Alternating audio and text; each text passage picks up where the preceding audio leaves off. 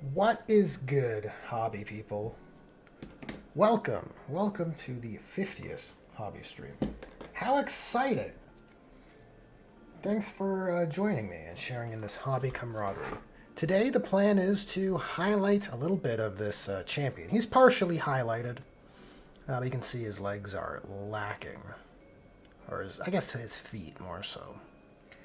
I want to put a few decals on these shoulder pads of these two guys that have come quite a long way. But first, I will be finishing a build of what is this called? A blood throne of corn. It's a weird contraption, but it's mostly there. We have to build a chair and add some flourishes. Hello, Francois. Hello, the Shy Onion. And Tremari. How's it going? Francois says, I'm late only slightly. That's gotta count for something. Francois says, I finished my Lamenter. Where's that Alfarius? Oh, he's dodging you. He's dodging you for sure. Okay. So I was actually surprised by how robust this kit is to put together. The Blood Throne. Alright. It says here, there is a location hole inside the mouth for the tongue. Glue the tongue into the hole. Okay then. That's what we'll do. And the tongue is part number 3.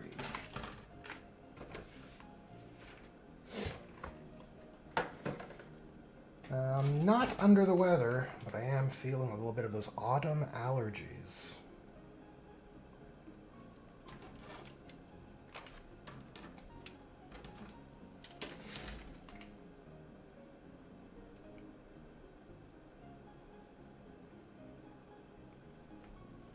It is just that time of the year.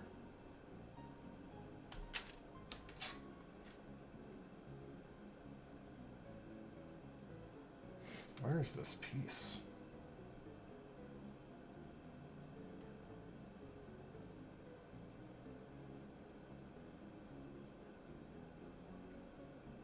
I hope I didn't lose it.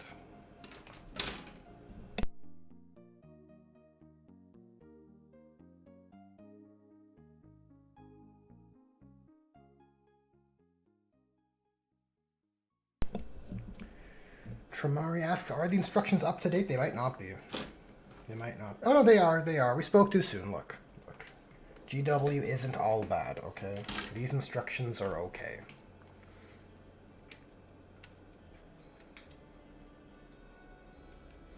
It's on the blood letter section of the screw, which is fine. I get it. Sometimes you can't auto-fit everything all together. Oh, you know what? I can turn on my extra light here. That might help. That might help. Okay, James Mackin says, what was that about the tongue and holes? Look, I'm just reading the instructions, James Mackin. It's not up to me. I am not the writer of the instructions. This is just GW's language.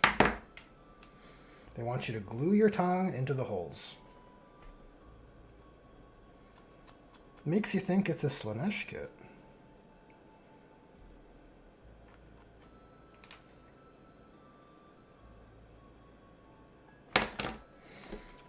Yeah, there's the, well, it's a little hard to show on camera, but there's the spot.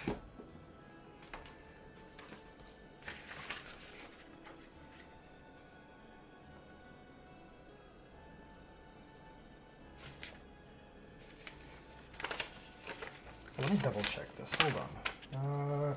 Steps 1 to 4 for all variants. Right. Okay. So 4A or 4B would be included in that. Righto. Righto. Sounds Slaneshi? Yes, Tremari. I agree. Average Dark Souls message. So what do you all have on your hobby desks? I'm hoping this Bloodthorn won't take too long to finish off.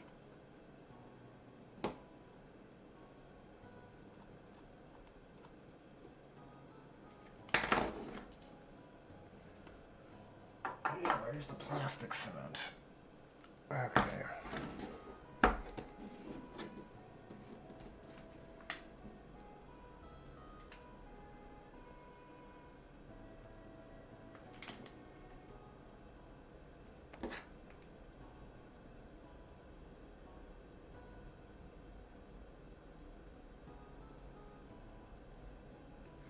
I think it's supposed to go like maybe the other way.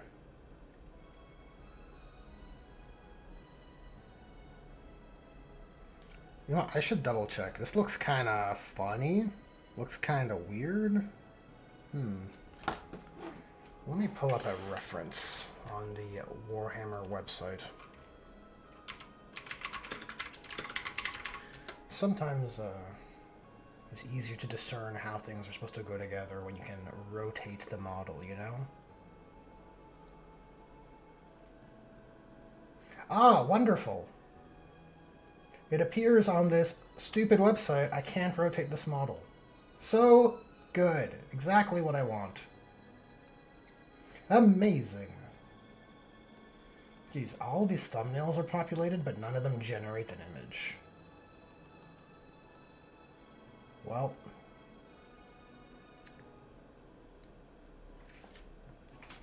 Just glue it to the crotch of a demonette. You could. You could.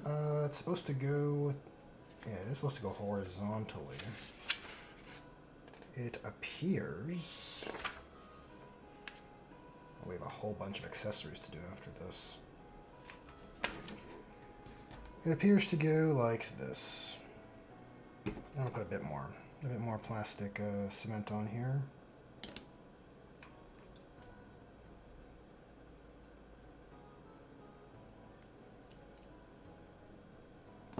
And maybe with my knife I'll be able to socket that in there. It seems adequate, actually. Alright. Now he can taste what he eats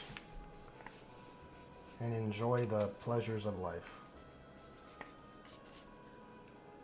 Alright, so we got parts 9 and 10, which are fairly distinct. 9, 10, and 8. We'll start with those.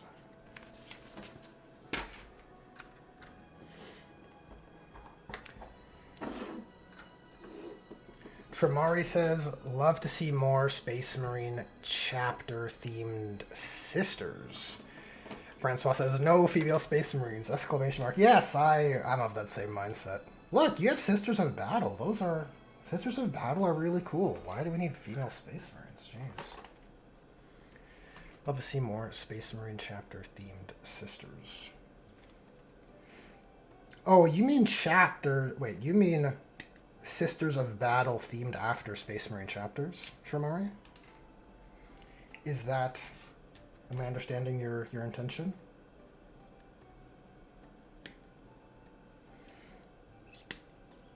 Like a Sisters of Battle order that would venerate a Primarch or a particular... Or support a chapter specifically. I feel like that takes away from what makes the Sisters special, personally. Tying them into Marines to such a degree, right?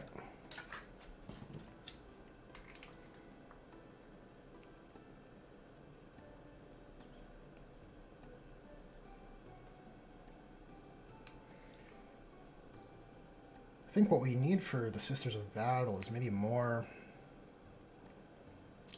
lore developed around saints or shrine worlds to bolster that kind of significance and their role and how impactful they are and all that kind of stuff. It's hard not to get outshined by Space Marines. Kind of the nature of the beast. Yeah, Tremara says part 8 is sacred indeed. For a Khorne build, that's the most important kit, or important part of the kit.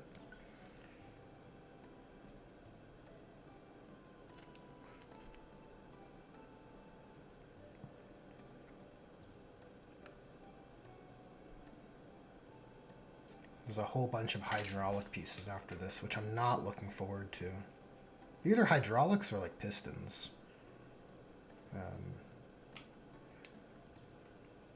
But there's like 6, and I'm like, oh, lame. Oh, just 4. Still lame though. Still lame.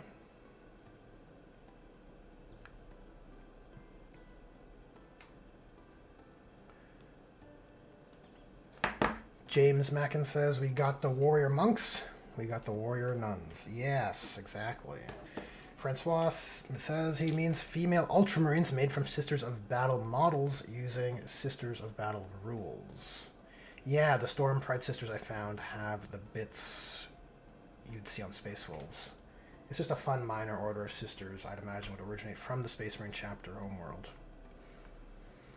James Mackin said Marines are disgusting mutants that are not to be trusted by honorable members of the ecclesiarchy.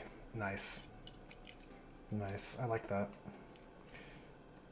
Yeah, I think Sisters of Battle, personally, I think Sisters of Battle are best served by not being tied into Space Marine lore and fluff. They need to shine on their own right, or else they're never gonna feel, you know, equivalent, I dare I say, you know. I think that's the route we all prefer, rather than having female Marines. I think that's a very cold, agreeable take.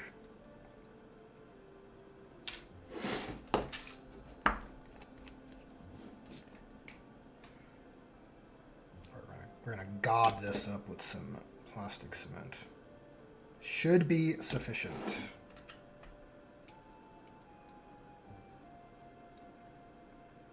It's a pretty gnarly seam, but I guess you'll never see it.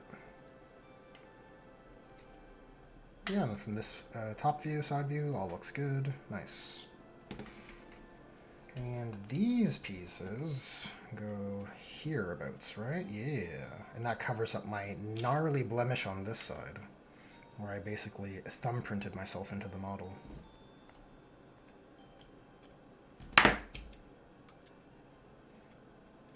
Okay, so we'll do it again.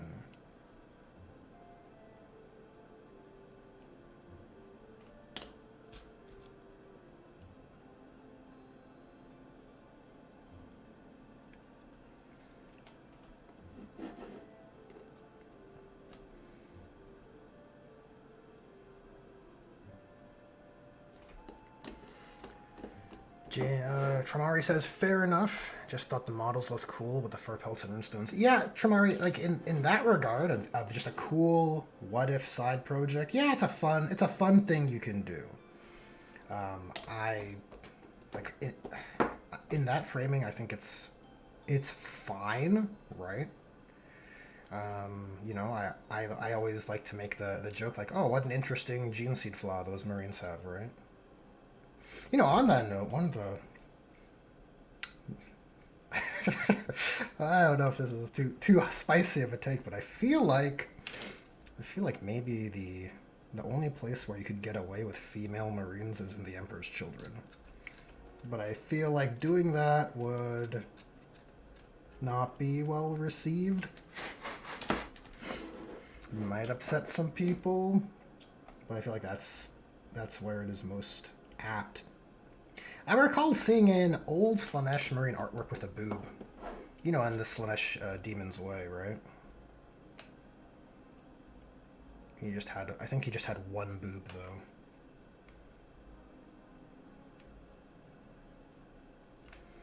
So maybe it's not the same. Okay, 7, 8, and 9 are in place. On to, what are we looking at here? 4 through 7. I'm going to actually take these one at a time just so I know where they connect. Don't have to do any guesswork after. So, not on this sprue. Here we go. Number 4.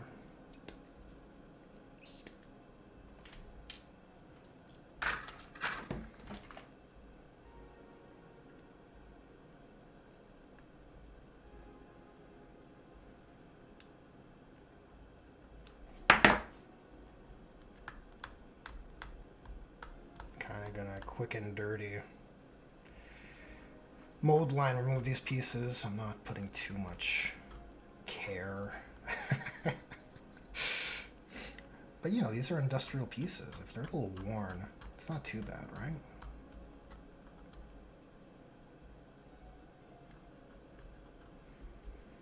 It's not like this is the pristine iron halo of a Primark or something.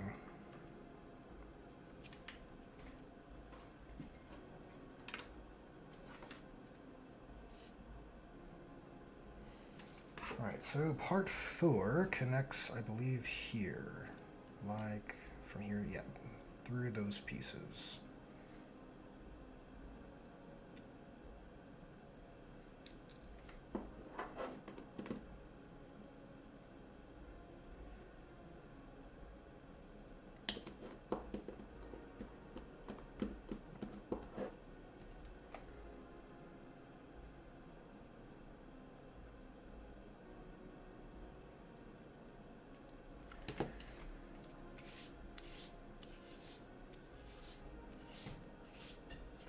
Yeah, Francois, I agree. Wolf pelts are cool. Female space wolves, not cool. And even even a female, or even a Sisters of Battle order tied to Russ, it's not. I don't know. I feel like it's not the best thing to do with another faction. You can there are narrative places for things like that for guardsmen in a way I've seen, right? Like you have a regiment or a planetary defense force from a crag, things like that, right? But I still think it'd be cooler to just make your own regiment rather than tie it into the Ultramarines, right? I get it if you collect Ultramarines, okay, and you want to have a guardsman collection of miniatures and you want to tie it all in because you like the Ultramarines. I get it. But I feel like if someone came up with their own regiment, with their own lore, I would personally like that much more. Much more interesting.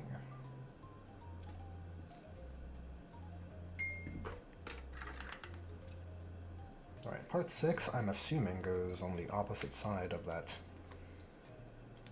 Of where I guess this throne sits. What a weird model, right? Definitely feels like they wanted to add another aspect, another variant unit from this kit. And they're like, well, what can we do with this skull cannon? Well, we can put a chair on top of it and say it's a throne.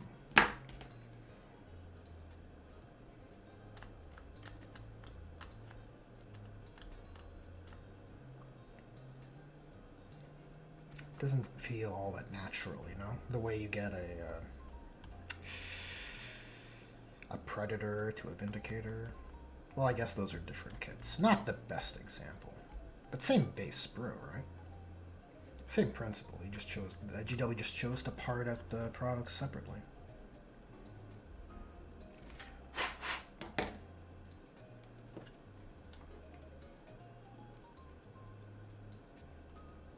Oh, cool. Does it fit? Okay, yeah, right here. Perfect. I'm gonna move my models away from the plastic glue just in case of terrible accidents.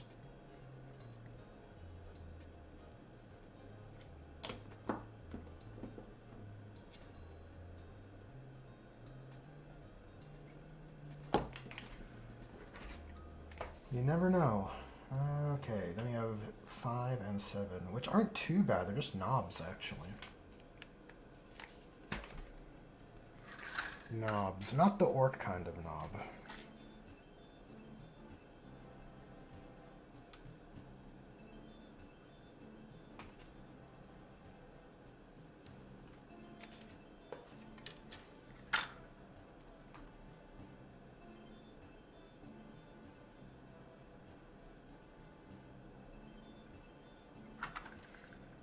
Oh, it was on the sprue all along.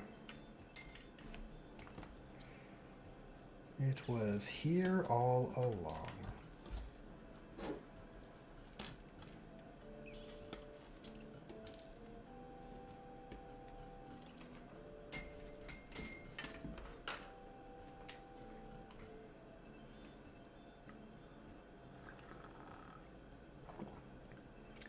Let me catch up with chat here.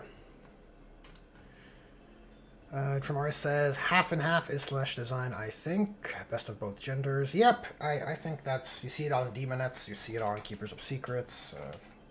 Pretty cool. Pretty cool look, honestly.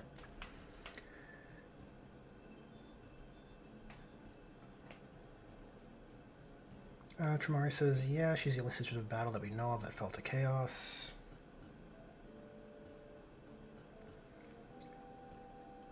Interesting. Very interesting. Yeah, I really like the idea of a Chaos Sisters of Battle army. I think it's super cool. I think Artel has some great sculpts which support it.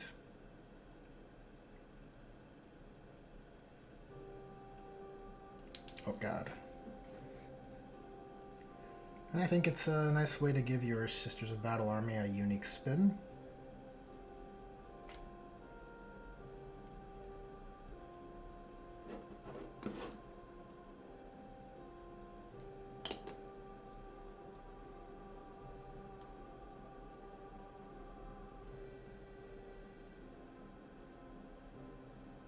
Alright, cool. That sockets in just like that. Nice.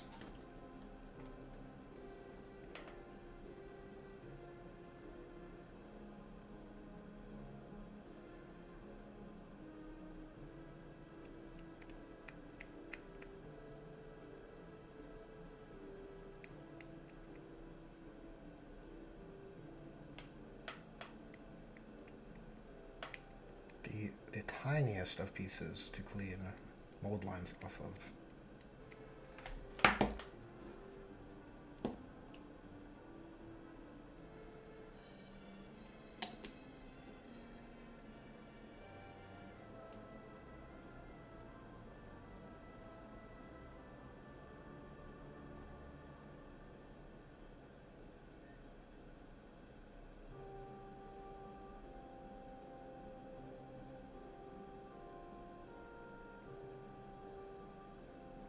I think that's in. Neat. Okay, so step 4B is complete. On to building the throne itself.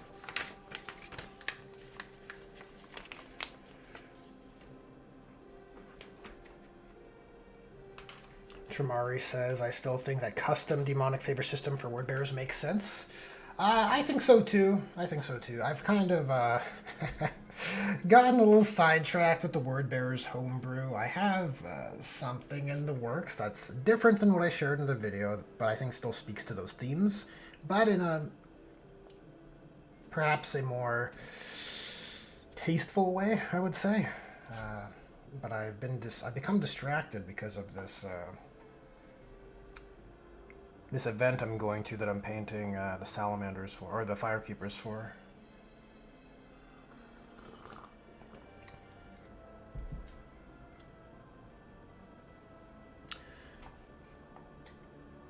Francois says Fenris has Wolf Priest Shaman and don't follow the Imperial Truth. There wouldn't even be a Sister of Battle temple on Fenris. Yes, I agree. I 100% agree. I'm definitely not speaking to someone's army I witnessed in real life, okay? Definitely not. Definitely not speaking from personal experience.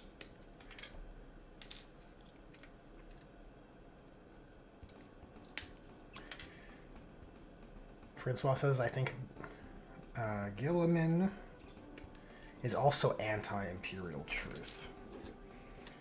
I don't know. He's, well, as far as I'm aware, the character arc in Dark Imperium is Gilliman struggling to hold on to that in the face of the Emperor's, in the face of the Ecclesiarchy's influence, and the events of that trilogy kind of make it hard for him to reconcile. But he still stubbornly, like, denies it at the end. If memory serves correctly. I think that's the case. I quite enjoyed the Dark Imperium series with regards to Gilliman's characterization.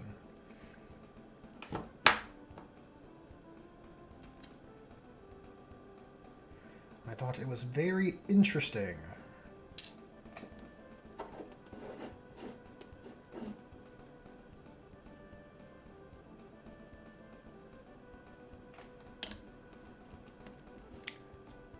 Francois says, why not? Just do Sisters of Battle Agents, allies of Black Templars, and hunt heretics. Why do they have to be a Black Templar Sisters? Yep, I agree.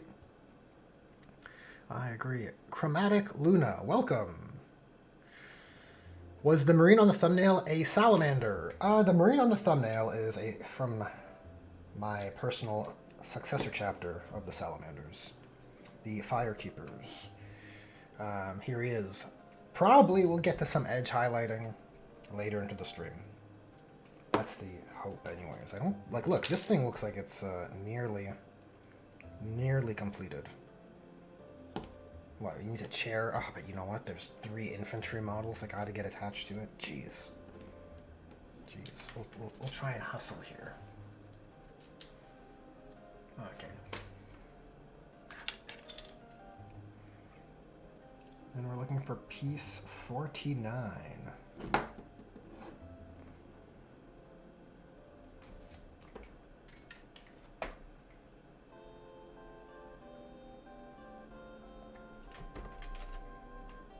Right here.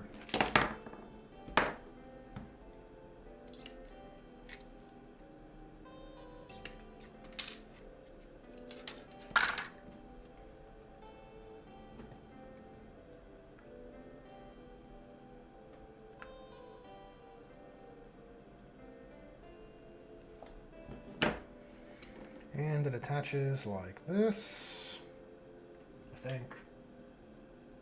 The Blood Throne. This is the base of the Blood Throne.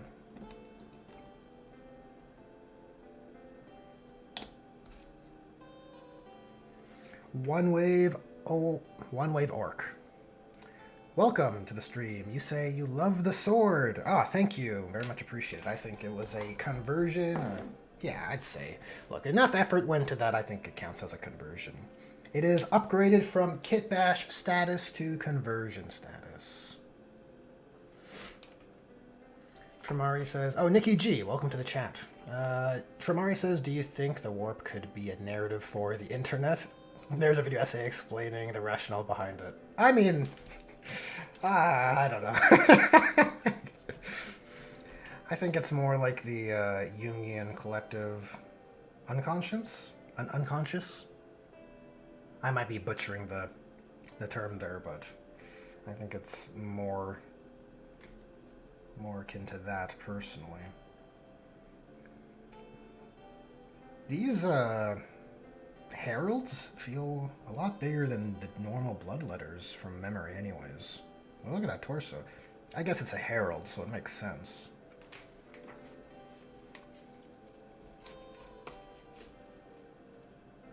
Alright. Parts 50 through 52, which are all on this sprue, I believe.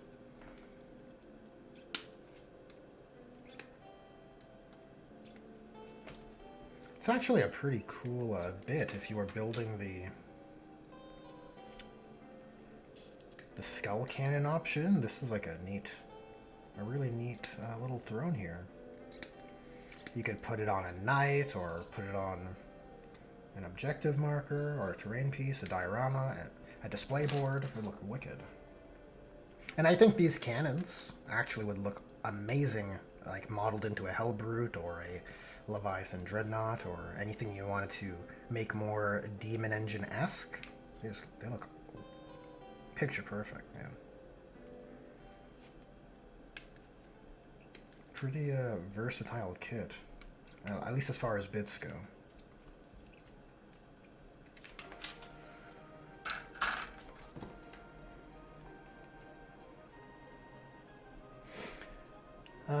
One Wave Orc says, is that a webcam phone or actual camera you're using, by the way? This is my cellular device. It is an Android A4. I don't have a dedicated fancy pants DSLR or anything like that.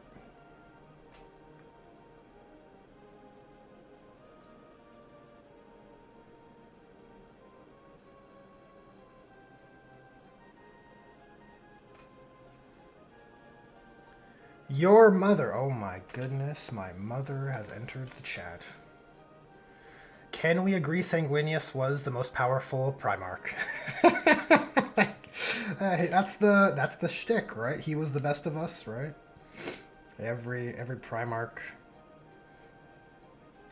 seems to think so. Every Primarch seemed to speak highly of Sanguinus. Therefore, I guess he just was the bestest.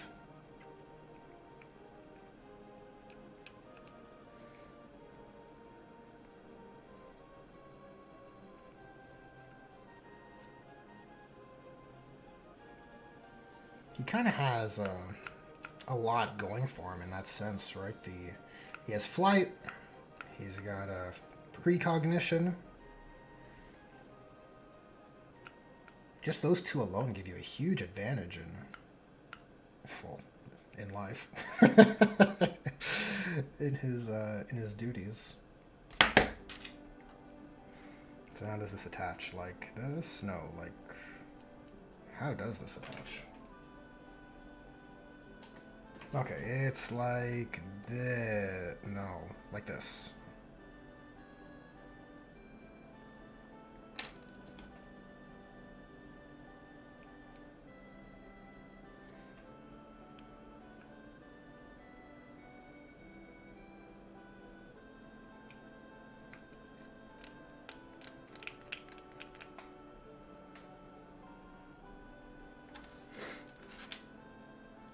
One Wave Orc says, nice quality then? Yeah, I think so. The trick is, honestly, and I find this for general photography or bat reps or anything, lighting seems to be a more fundamental thing to have in place. So I've got some studio lights, some light boxes, and I think it makes a bigger impact on the readability, honestly. Those are my findings anyways.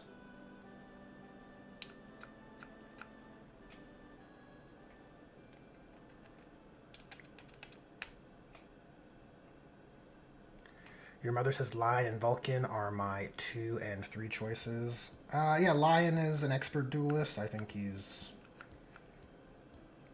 a good pick for being a contender of being strong. Vulcan is obviously very powerful, and he also has the best plot armor in regeneration. But I kind of hate what that's done to him narratively. It's the same thing with Angron and resurrecting. He's like, oh, now he gets to die with 0 consequence, so he can always die in our stories. Amazing. And I'm just like, oh, cool. Lovely.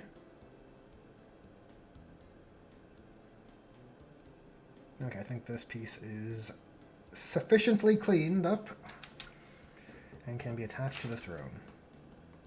So how does it attach again? Jeez. All right.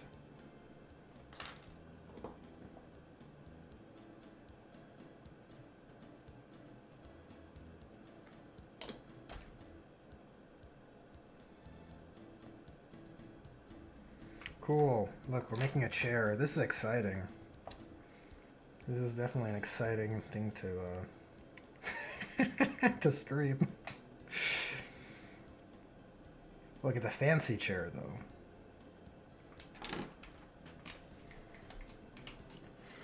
Francois says Angron has 40 IQ. Yep, probably. Probably. I think that's part of his charm, though. Alright, he just wants to Hulk smash. Just wants to get in the fight. Which makes him a good bad guy, you know? Though I feel like over the course of the Horus Heresy, they've really tried to, by they I mean the writers, they've really tried to make Angron this hyper tragic figure. Like, oh my god, Angron, what could have been? It's so tragic. And I don't know. I kind of feel like, look, I get it. In one story, it's fine. But, like, you know, I think that can come across from the origin story, or even in Betrayer. I think it's sufficient. It's sufficiently tragic. Like, you don't have to keep hamming it up. Like, I don't want to see Angron cry, okay?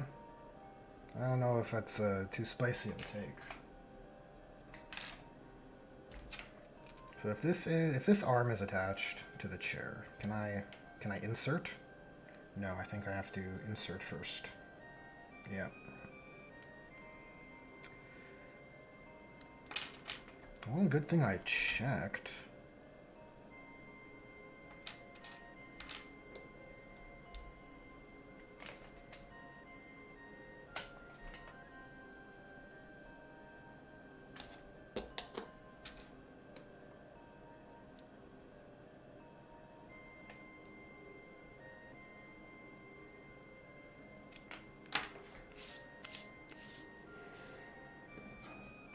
Your mother says you're tearing me apart, Horace. Yeah.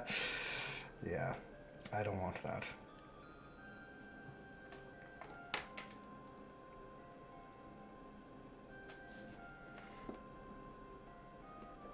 Curs could see the future.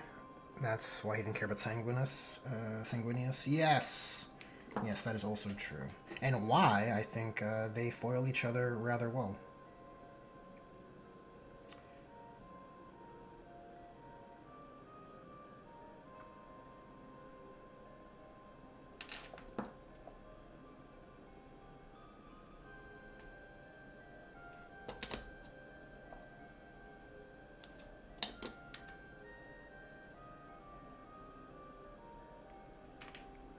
Look at this. Look at this chair.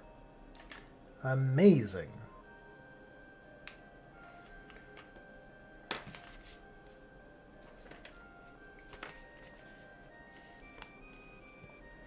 And then it attaches on top of our weird motorcycle. Yep. Okay, and from there we're just building the herald, and then I guess the two attendants.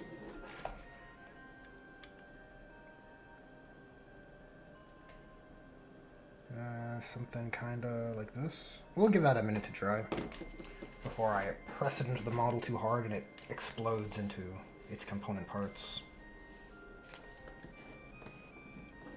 There doesn't appear to be any options, which is good. Makes it more straightforward in this case. We're looking at this big old body.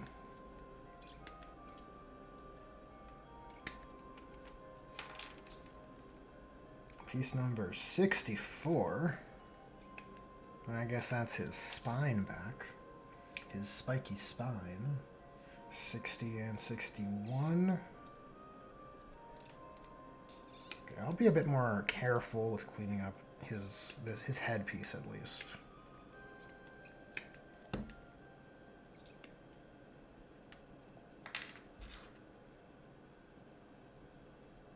And his cone head, where is it? Part number 60. Right here.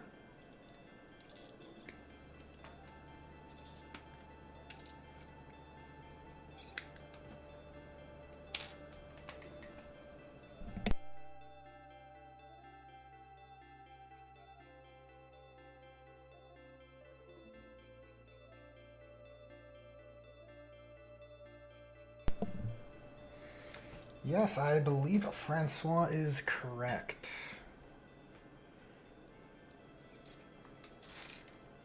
I believe he is correct on the whole Curs apathy.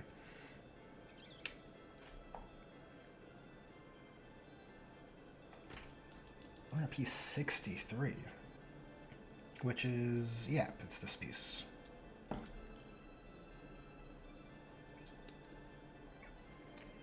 That's a pretty big sword.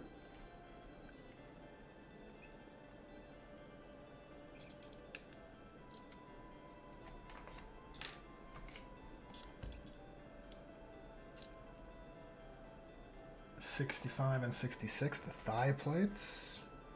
Oh, I figured these were shoulders.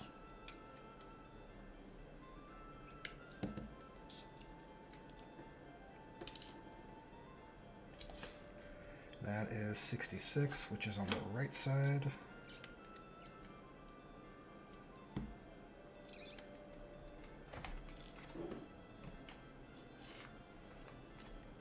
And then 57 and 50. Well, it's not numbered, but I'm sure I can figure it out. It's only 2 extra big legs.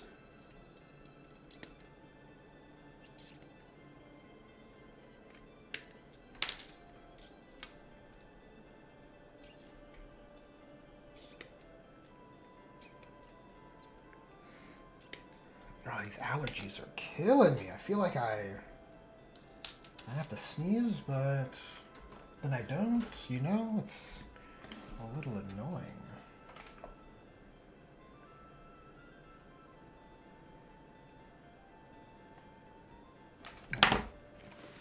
We can begin cleaning up his buff body.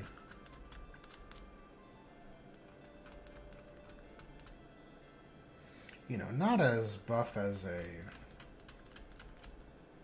Muscle Beach Gene Stealer cultist, that's for sure. I feel like those guys are much heftier.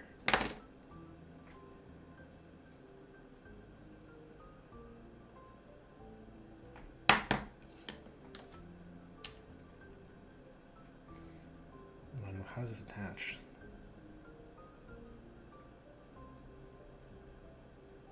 Simple enough, I guess.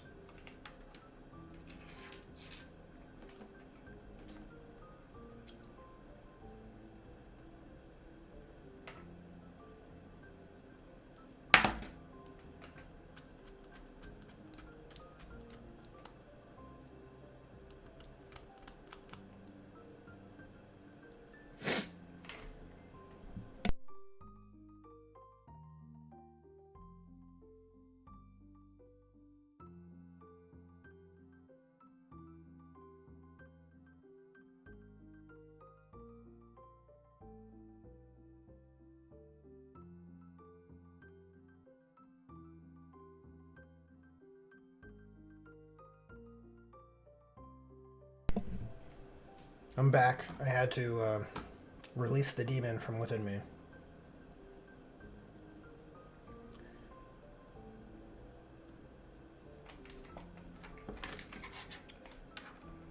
Okay, where was I? Cleaning up this leg.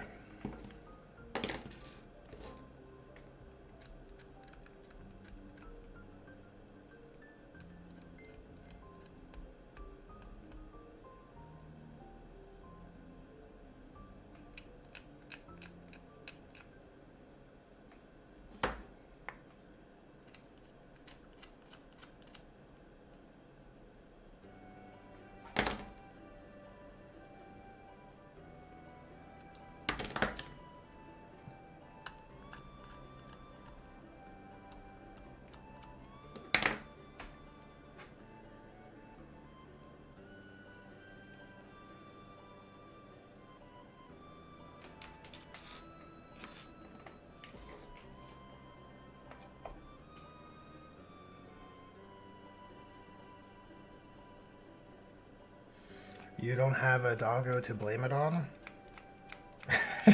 No, not anymore. I had to sneeze. FYI, okay?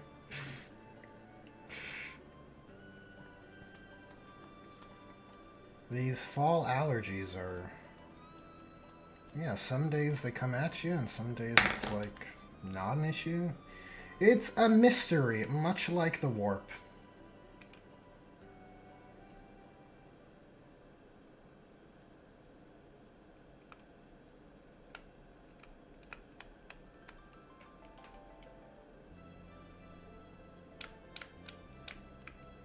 It's also like way too warm for this time of year. I'm ready. I'm ready for some cool weather, okay?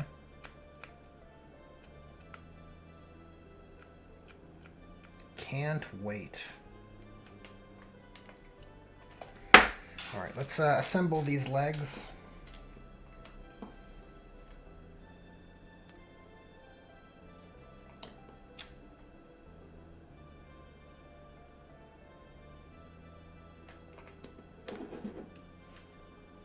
Francois says, sure, a butt sneeze. That sounds so much worse. A butt sneeze. Good one.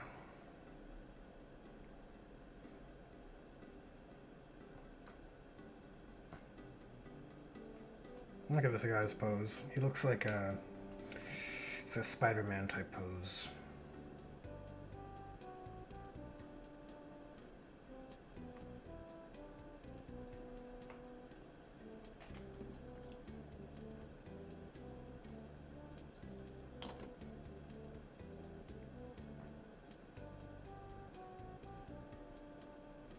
Oh man. Okay, I think you just gotta let it set. We'll come back to him. Let's get this chair on. What a weird contraption. You're like, okay, this is how it's looking, and what do you think? What do you think happens next? Ah, a throne, of course. Oh, it's so weird.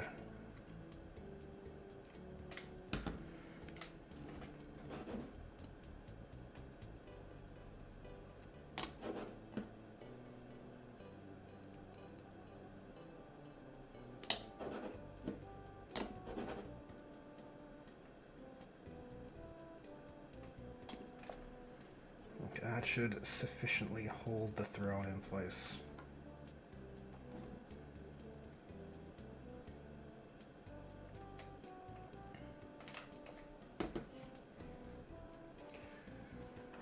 Definitely an odd choice. Okay, we have thigh plates. I guess those should attach next, but maybe it's unwise to muck around with the legs right now. Let's prep the sword.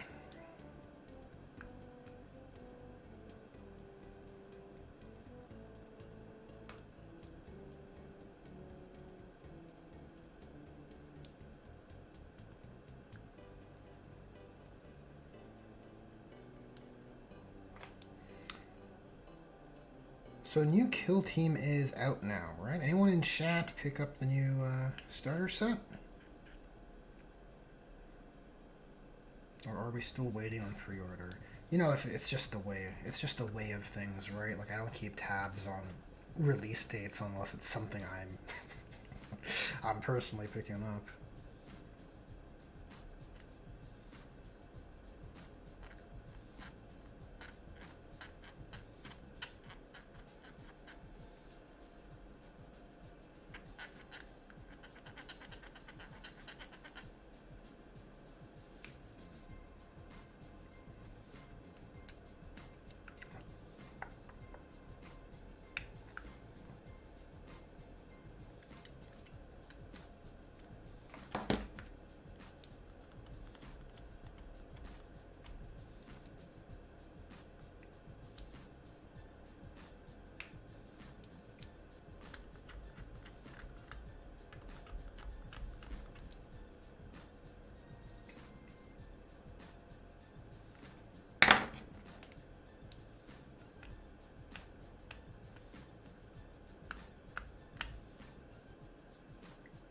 This should be sufficient for the sword.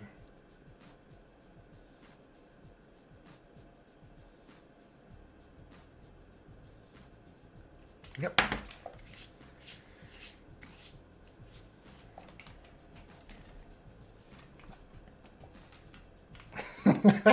Francois, I just saw your comment now. Yes, the small sculptor should have been fired for this submission. Dumbest model kit they've ever made, in my opinion. Worse than t-shirt cannons. Yeah, the t-shirt cannons are a divisive one for sure. I don't hate the sergeant in that unit. The rest of them, I kind of wish they had more conventional shoulder-mounted missile launchers. That's all. Or go with the box quad launcher if you need to really up up the ante over standard tactical, missile launchers, but yeah, I don't like the two tubes over a normal firearm style look they went with.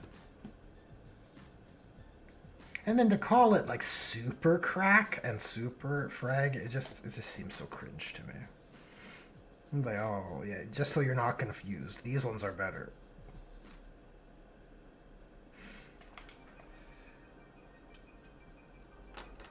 Let's see if we can attach these hips. These hip plates.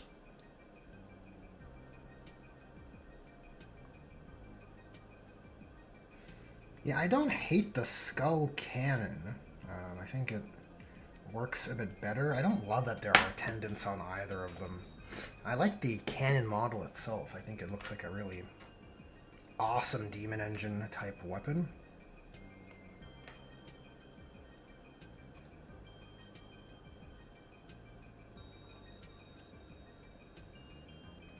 But that's about it. Yeah, if I had a Khorne Demon's army, I would not include this model. Maybe the cannons that were...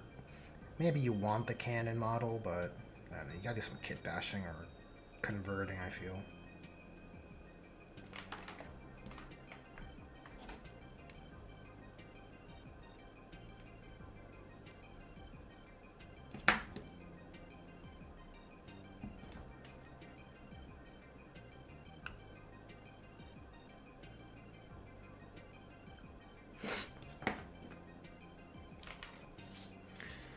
The terrain was lame, so you passed. Oh, on the Hive Storm starter set. I see. Yep, I could see that.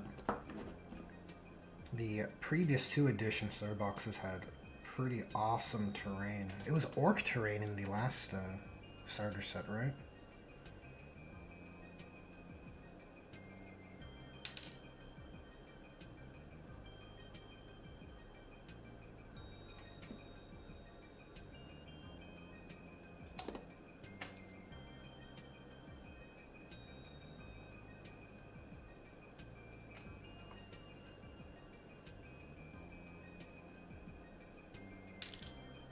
How are these supposed to attach? The instructions aren't really helping. Okay. These are older instructions, mind you.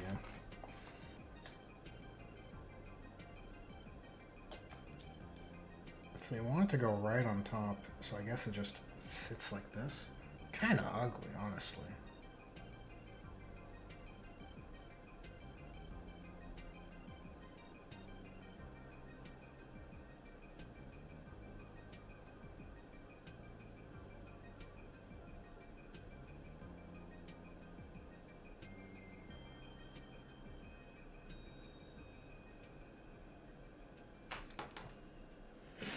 Here's what we're going to do. We're just going to put a glob of glue all over this. And hopefully it sticks to something. Jeez, what's your problem, hip plate? Or thigh plate?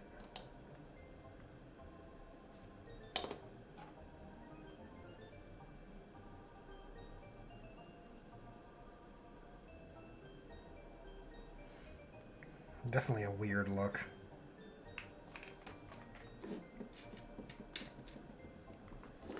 Francois says Fire Strike Servo turret with no servitor is better than the Khorne cannon abortion. Yeah, probably. The Fire Strike Servo turret was a cool opportunity to incorporate some battle grade servitors. But I think they're afraid of encroaching on Admec's design space.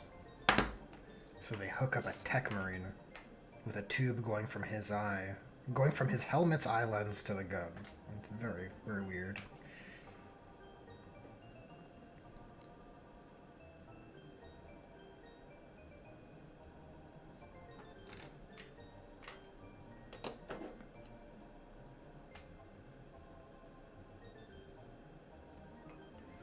I also think that's a type of model that should have a really unique design space in terms of game mechanics, and sadly, it's treated like a normal unit, and so it's a normal unit that barely moves and doesn't shoot all that well, and now is not very good, unfortunately. I like the idea of emplacement type units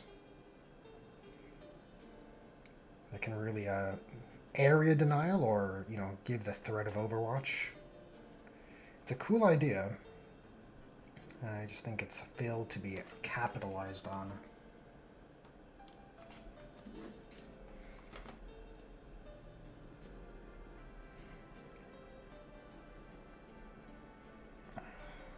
Already spent nearly an hour just assembling this amazing award-winning model. Nothing weird about it design-wise. Everything is very tasteful.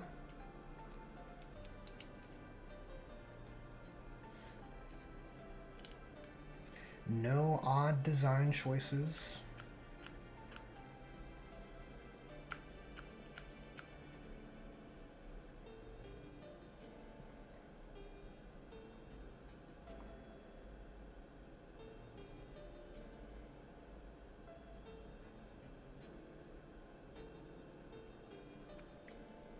Uh-oh. Looks like he's got a bit of battle damage here.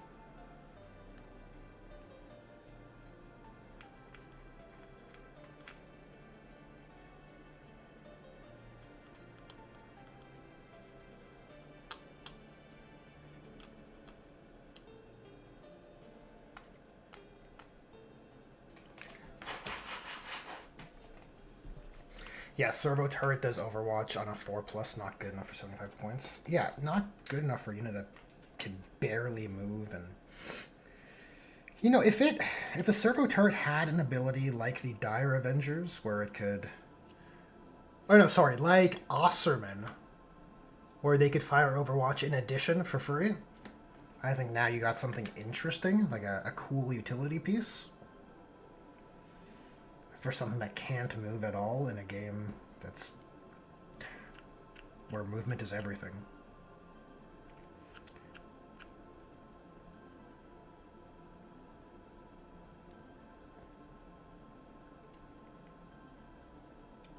Or if it could, deep strike, like an orbital drop-down cannon Helldiver style, I think that could be an interesting design space as well. That's the route I would have gone with personally. Either of those previous two options would be better than nothing. You kind of need to deep strike it in if you want to put it anywhere other than your deployment zone, which maybe that's the role in lore, fine. Then I think it needs to have some Mondo good Overwatch utility. And it's not even like its Overwatch is so good it's worth giving up that strat for another unit, because most armies don't have the Osserman type utility of Overwatching in addition to something else.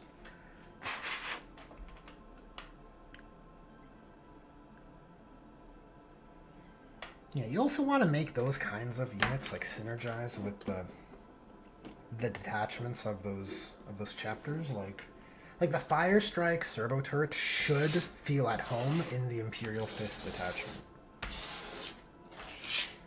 And I don't think it does. Certainly not well enough. It doesn't help that the detachment's bad. It's bad.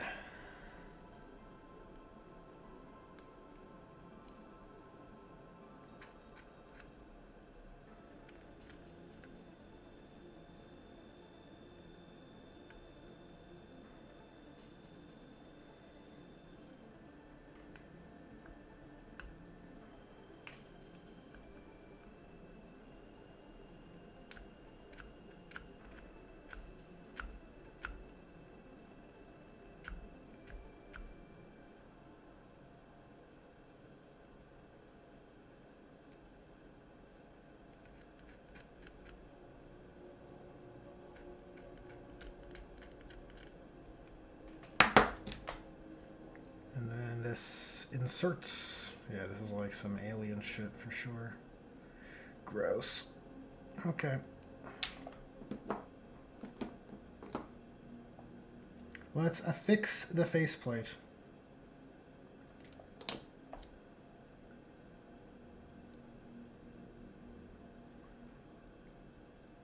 Then we'll give that a second to chill out while I prep his leash arm. One of these, this one. Francois says at 50 points it would at least be playable, but needs the captain's ability to be targeted by strats for 0 CP at minimum. Yep. I agree.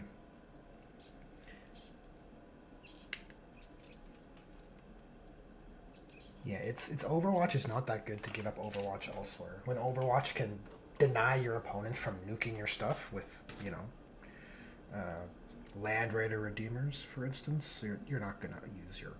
Even if you Overwatch on a 4+, like, get out of here.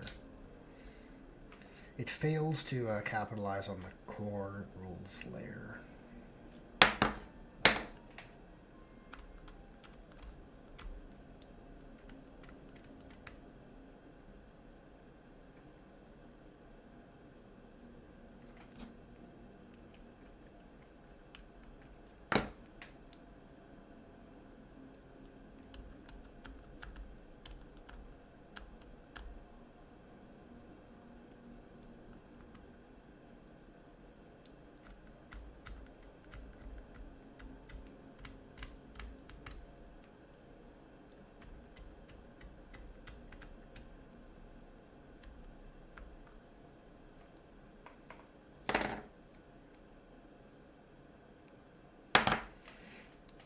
Okay, so I guess this just attaches and like so. It's like, you know, he pulls, he shakes that chain and says, "Yeah!" And then his mighty steed rolls forth slowly. Oh god, this stupid hip plate. Just the worst. Just the worst. Why would they do this? Why would you build no connection point?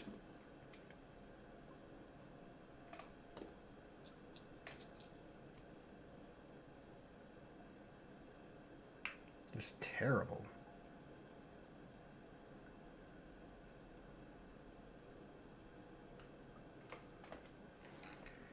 Just terrible. Okay, let's attach his head. Oh god.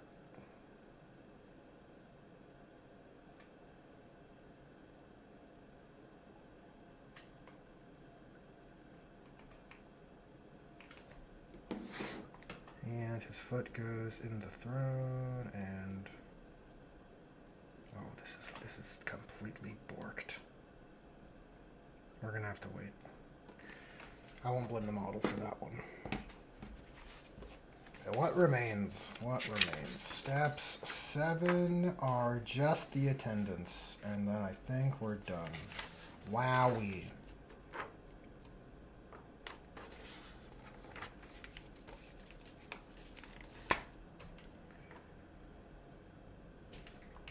Francois says, exactly, 2 shots on 4+ for 1 CP is bad. Yes, indeed. Yeah, who wants to do that? Jeez. Like, what's the big gain for that? It's like, oh, but it's twin linked. You could reroll your wound rolls. Like, okay. They still have to save. It's just... One does not simply pass the attack sequence, okay?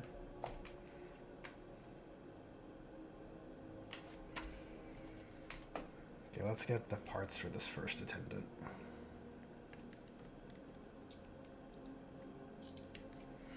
We're getting 78, legs 76 and 77.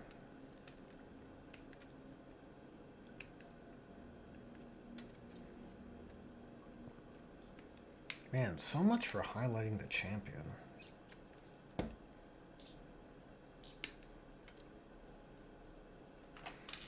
The next stream, tomorrow's stream, will be like the same title, but for real this time.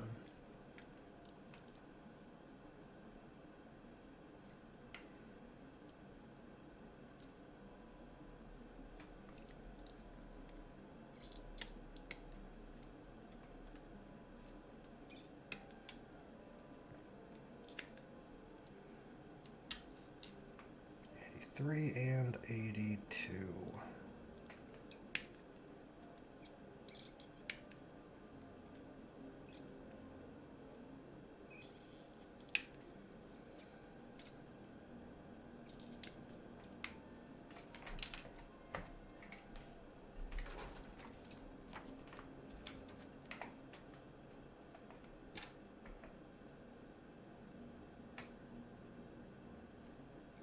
Attaches like this.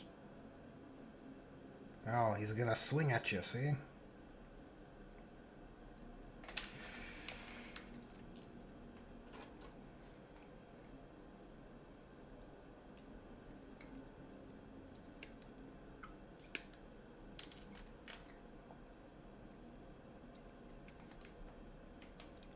I don't think it matters which headpiece I use.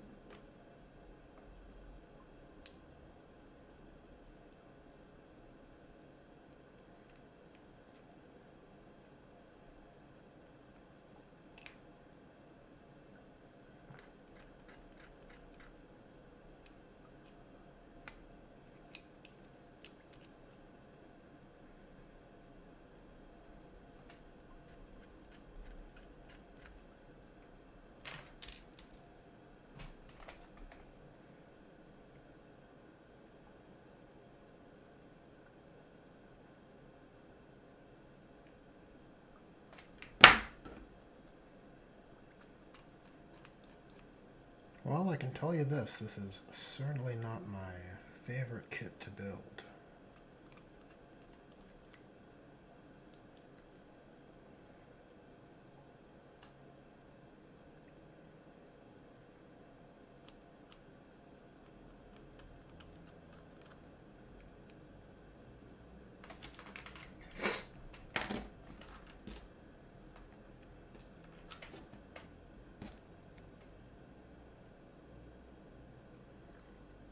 I guess I'm almost there at the home stretch. I think there's just these two attendants and a foot plate. Whatever we call that piece they stand on.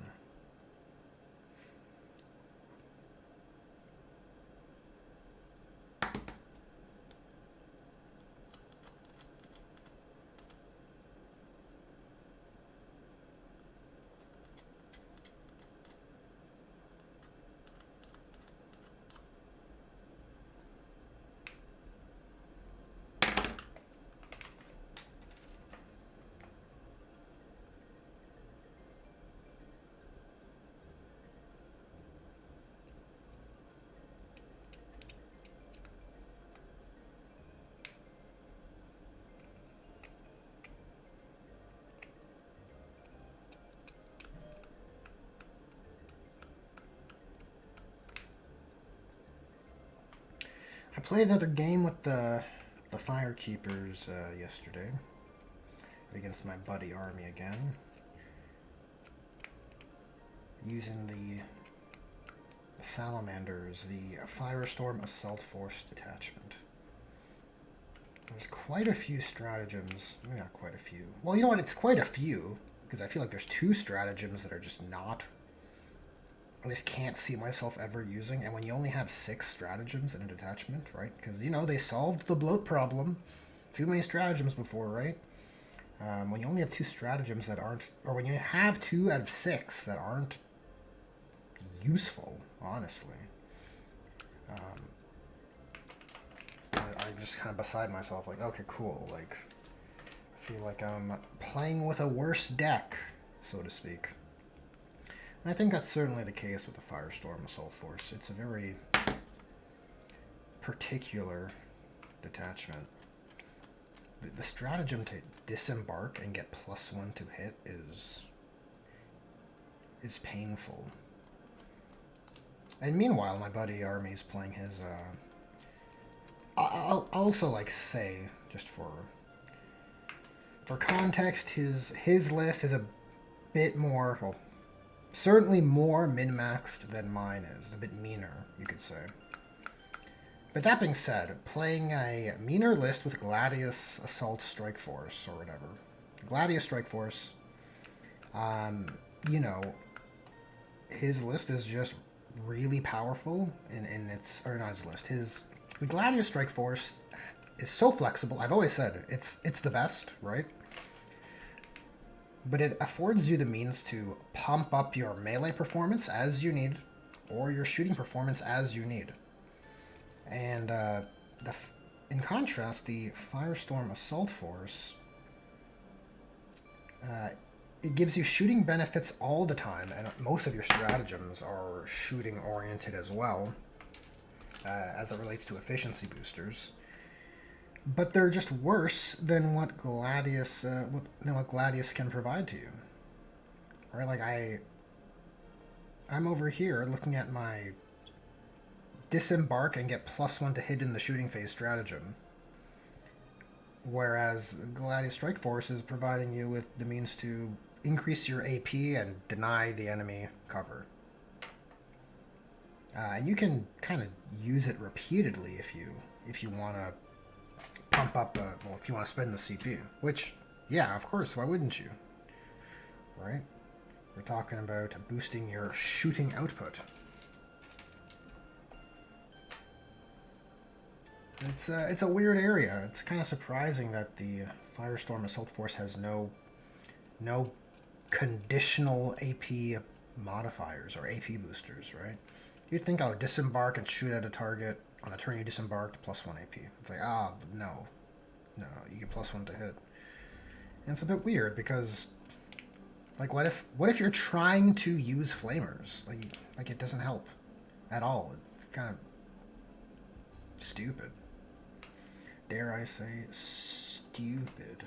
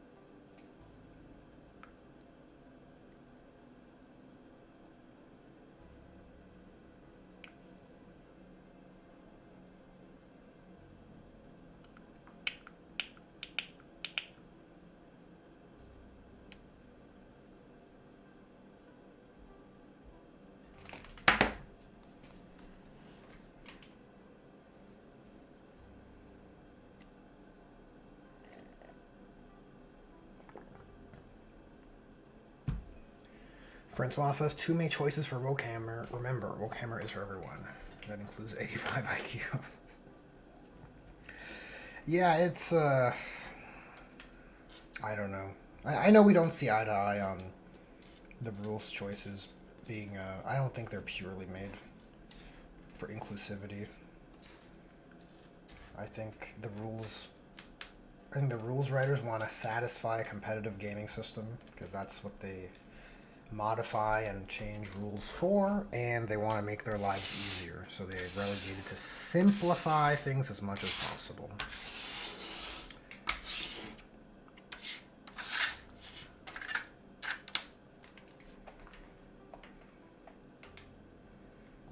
I think, like, what are the influencing factors, right? It would be, I think, competitive tournament feedback, right? Because that does sway how they operate. We've seen that in the past proven fairly certainly, I'd say. Well, yeah, I think there's enough proof. Enough events have transpired to say that that is the case. Then there is the inclusivity angle, which I won't deny. I don't think it's fake.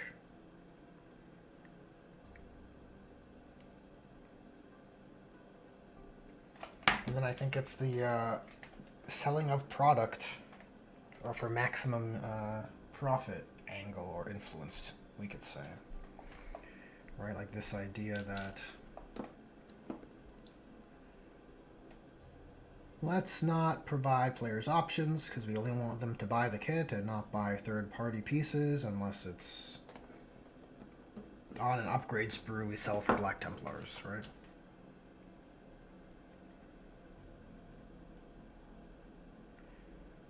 I think that's also an influencing factor. I think between the three, I'd rank the inclusivity probably the lowest. But I mean, obviously, look, that this is speaking to my bias also, right?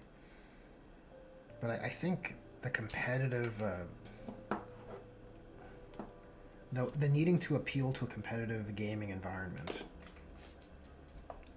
and the selling of product for maximum profit probably influences things more than the inclusivity angle. What do you think about that?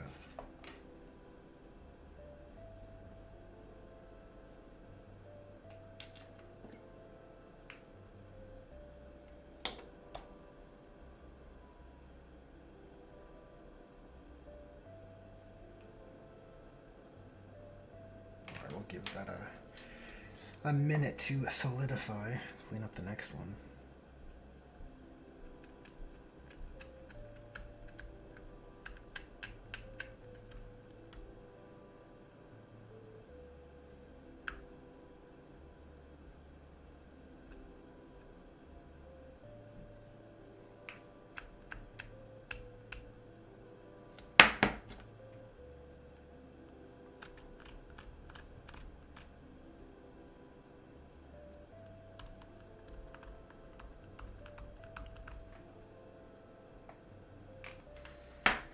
Francois says, DI tourists want to play in the competitive scene too. Top players have zero problem with too many options. Never heard an actual good player complain about too many choices. Yeah, I don't think competitive players care one way or the other. I think they're perfectly happy with more or less options. Right, I think once your brain wires itself for that kind of activity, for that kind of play, I think you don't really care about the options and the scope of what you have available. You're just looking to maximize the landscape you find yourself in.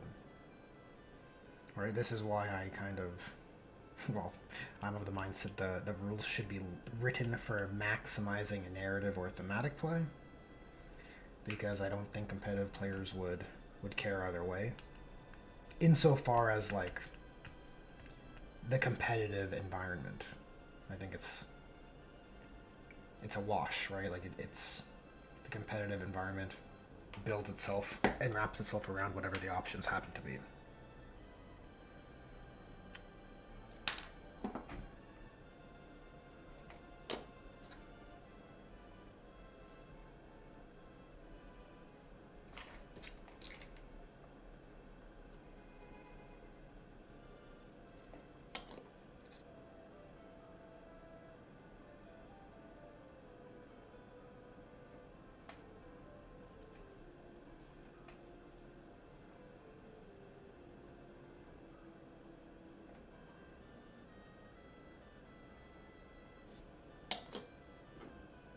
I might have put a bit too much glue on this.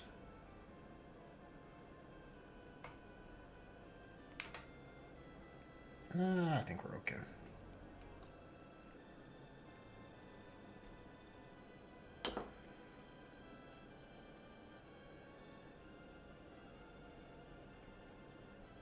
This stupid guy. Okay, there he is. That's one attendant done. And then this attaches to the central point, I see.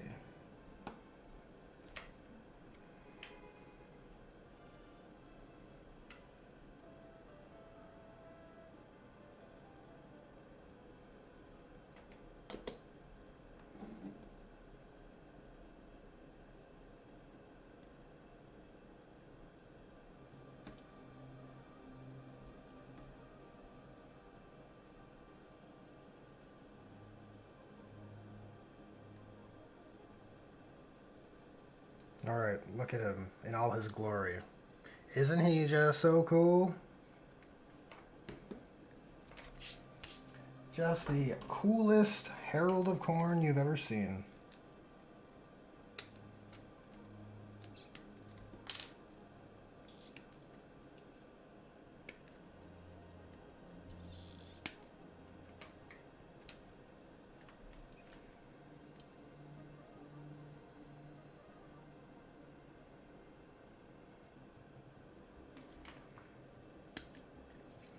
I don't think I have to check the instructions all too much now. I think it's pretty much whatever remains is what we're using.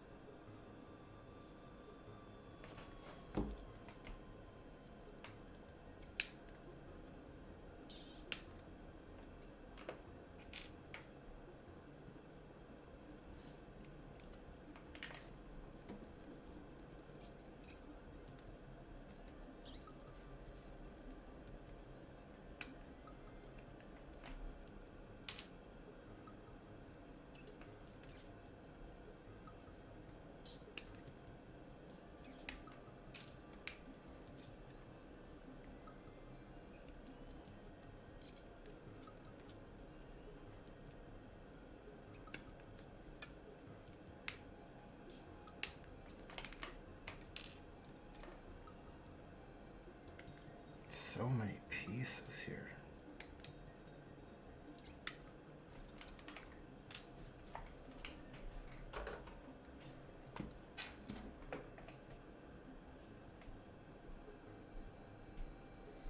All right, let's do the second attendant.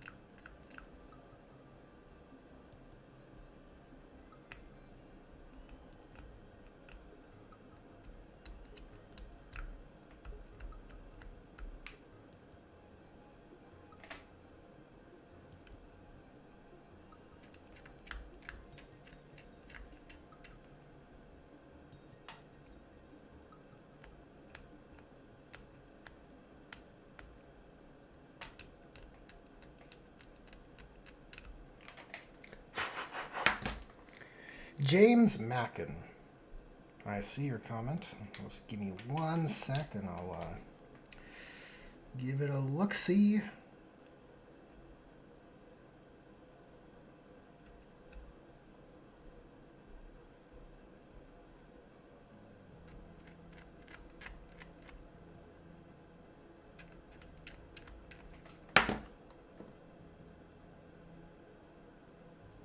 Let's get this leg to fall in place and set, and there we go.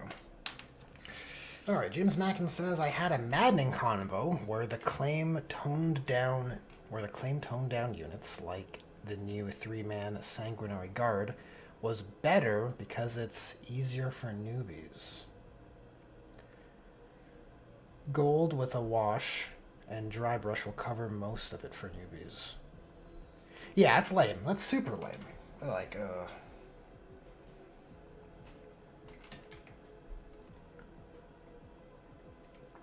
it's stupid.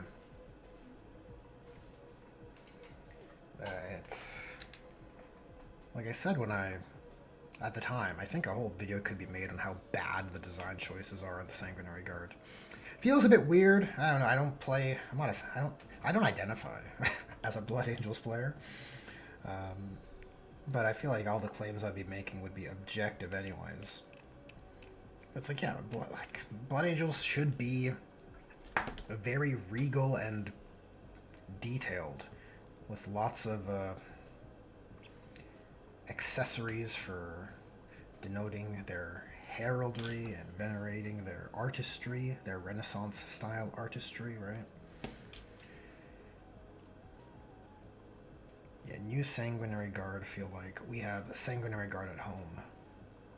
They're just taller. Like that's the best claim that I've heard made about them. Oh, they're taller and cooler. It's like, okay, well you could have made taller Sanguinary Guard that still were more authentic to the original design and, you know, source artwork than these like pale imitations that we have now, where they just feel like sanguinary assault marines, really. Like, it's really embarrassing in my opinion.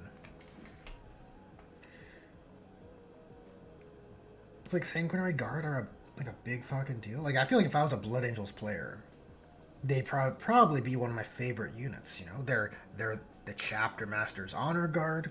They are the Golden Host. They are the Archangels, you know, made manifest. They're really leaning into that, you know, Angels of Death, Archangel kind of imagery, right? And now you have these awful, it's like, you can't even call it a reimagining.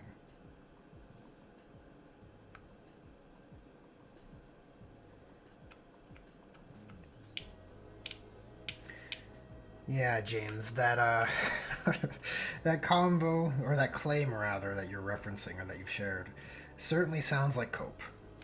That's what I would say. Oh, it's easier for newbies. How about, man, the newbies can get good. That's kind of a very satisfying part of the hobby, right? Is the personal skill growth you develop by putting in the time. It's a crazy idea.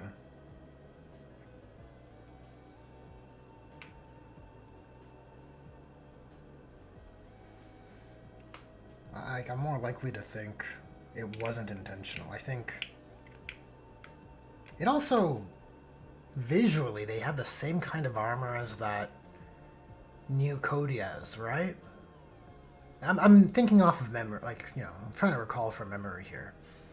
But I think they have a similar plate. I feel like they're reusing assets or just being lazy, or the sculptor for that batch of models is the same sculptor and he's just being lazy. I don't know. Just terrible. Right? Maybe the timelines on internally for product development were such that they just decided, like, oh, it didn't come together and we're just gonna pump it through. Like, we have the sculptors have to move on to the next project for the next release in 2027, so we need to move ahead, right? The Sanguinary Guard are what they are now. I wonder if that's the case. And then Warhammer Community, they have to kind of do their best with this, like, bomb. I feel like if you're working on that website, you're just a PR guy. You're just making articles on the blog. I feel like you're just given grenades from time to time, and you're like, what am I supposed to do with this? It's like you put on your spin hat. Try and spin it as best you can.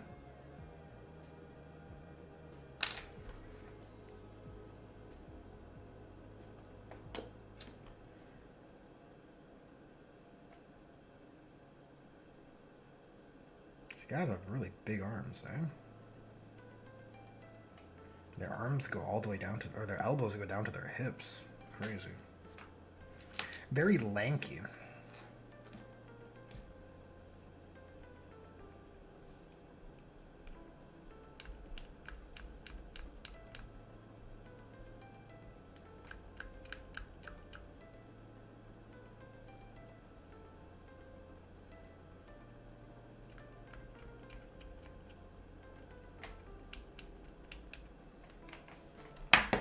Shana Tokisaki. Hello, welcome to the stream. It's a bit focused in here, so I wasn't keeping an eye on chat. Desperately trying to get this guy completed. I don't want to do this anymore.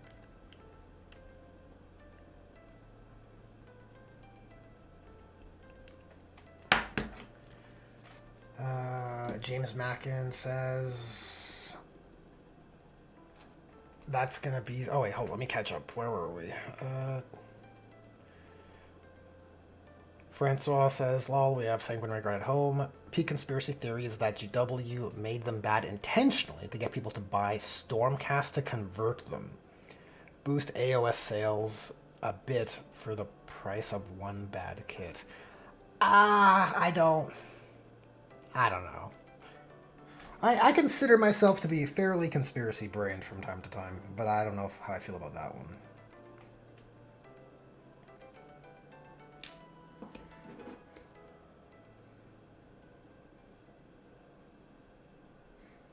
Maybe I'd give it more credence if the kits happen to go together conveniently easy and Warhammer Community released a conversion article or something, or a video. Then maybe I would consider it. Francois says that's going to be their official name now. Oh, Sanguinary Guard at Home? Or Sanguinary Assault Intercessors. I think both are good, personally. I think they both hit the point.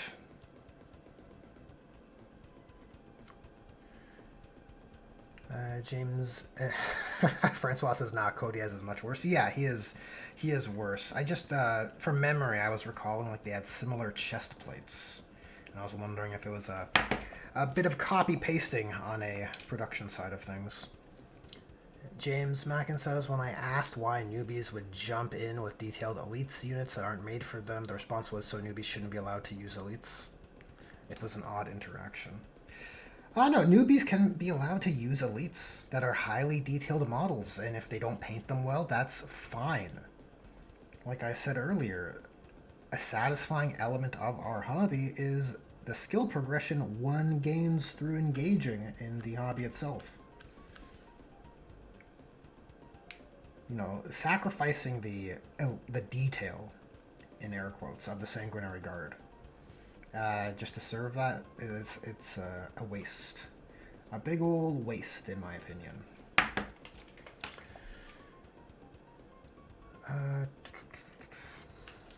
Shanna Tokisaki says, you're fine. I suspected you are focused. Hell, should probably pay attention more to the blade. To some morons in your chat.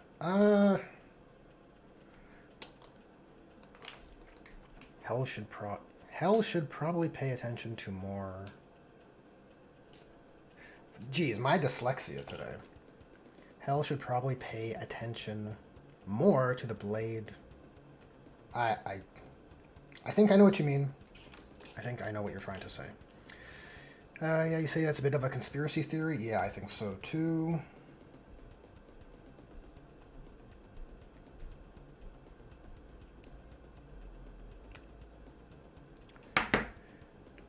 You know the new GW, we have a Sanguinary Guard at home. We're a failure. That's why they planned from the start to fill combat patrols with them. Ooh, yeah, that's an odd one. Combat patrols should, in theory,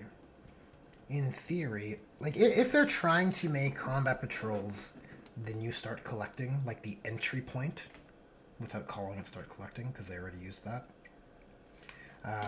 term, then you shouldn't have elites in there. They should be your battle line, like your combat patrol sized army. Now, if combat patrol was being spun into its own game system, where, you know, maybe there's 3 different Blood Angels combat patrols, then I think there's some credence to having a Sanguinary Guard one. Right? Like you have your Phobos combat patrol, your Gravis combat patrol, and, you know, it's its own game system that's played very quickly with high turnover. I think that's an interesting timeline. But that is not the one we find ourselves in. So it is lame for the one. I'm assuming Blood Angels only have 1 combat patrol. And if that's the case, it is very awkward that it's an elite unit like Sanguinary Guard are in there. It is possible they know they won't sell well, so then they put them in there. That's possible. But it's just narratively jarring. It's kind of like boarding actions for Chaos having Abaddon the Despoiler in there. Or the Combat Patrol for Death Guard having Typhus. It's like, okay. Odd choice. Oh my god. Look. Look, everybody, we're almost done. We just gotta do this stupid front piece.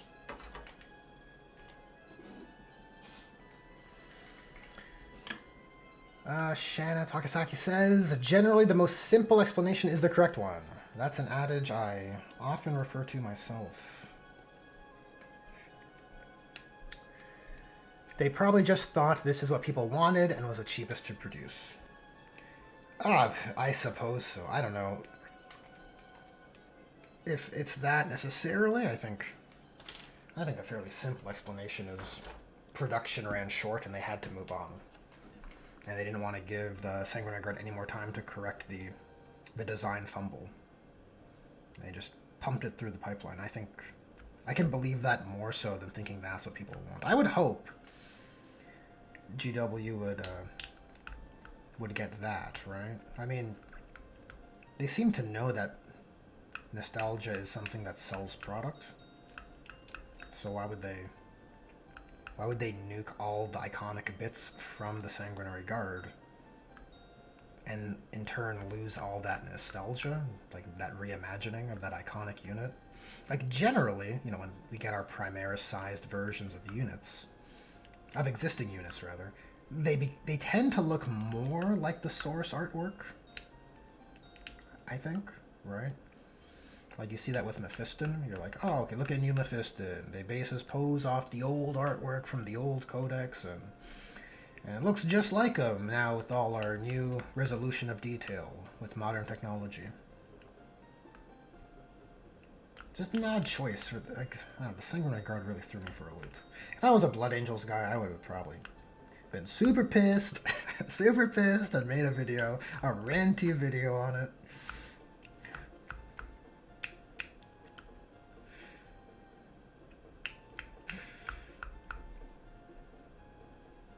Like, they carried Dante through fairly well, right?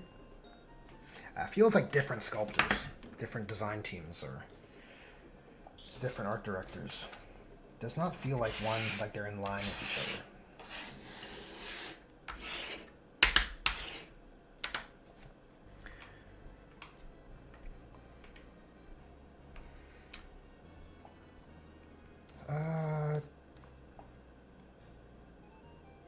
Oh, Shannon Takasaki said you had a hobby knife in your hand. Oh, now your comment makes sense. Yeah, I would... No, I would not take the knife to the people in chat. Generally speaking, unless I miss something, people in chat, Francois, James, pretty amicable, good discourse. I would not call them morons, that's for sure. Now, how does this attach? Just... It's so shallow. It's gonna fall. It doesn't... Am I missing something? Oh. You attach the guys first, and their levers help hold them on. That's so awkward. Super awkward.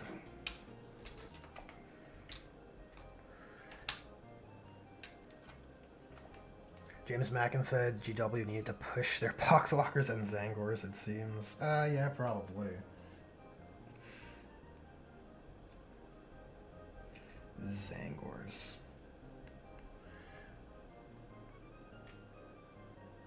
Now, how am I supposed to know how they... This is very awkward. And these attach to what? Oh my god, what a disaster. This attaches to the... Maybe like this? These pieces?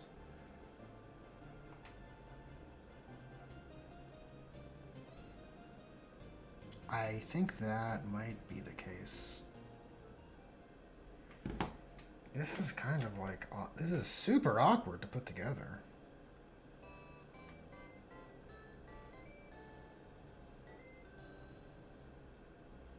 Okay.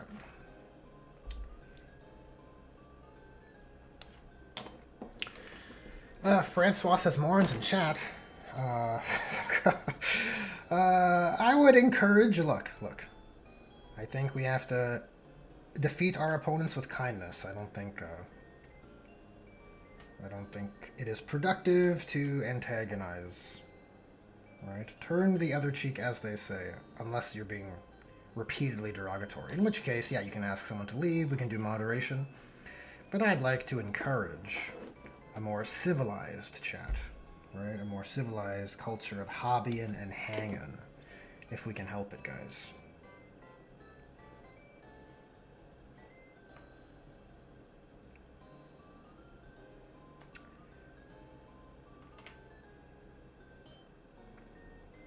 Look how awkward this is. And this is supposed to... Okay, it's not terrible, but I feel like it's going to come apart. So put a bit of glue here and a bit of glue here, and hopefully everything comes together.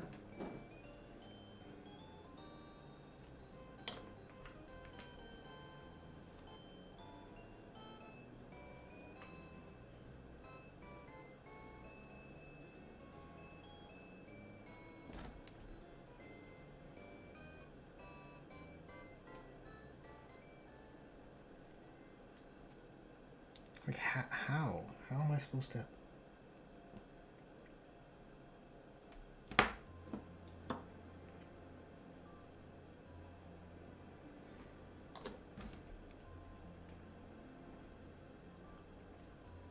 Okay, that's, I guess, one side sort of okay, and then this side, add a bit more glue.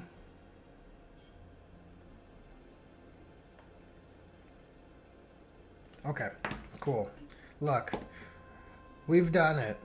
What a beautiful model. Amazing. It's honestly atrocious. I've built it for a friend. In exchange, sort of to help him out, because he's trying to get back into the hobby, and in exchange for building a couple demon units, which is this Blood Throne and 3 Screamers, my buddy gave me a Spartan, so I don't mind giving the assistance. Help a buddy out. Pretty cool deal, and oh, look, I'm sure at some point I'll have to fight this ugly creature.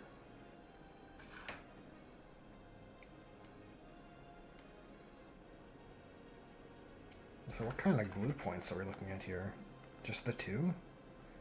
Oh, it's super awkward. I'm not... We'll try. We'll try and glue it.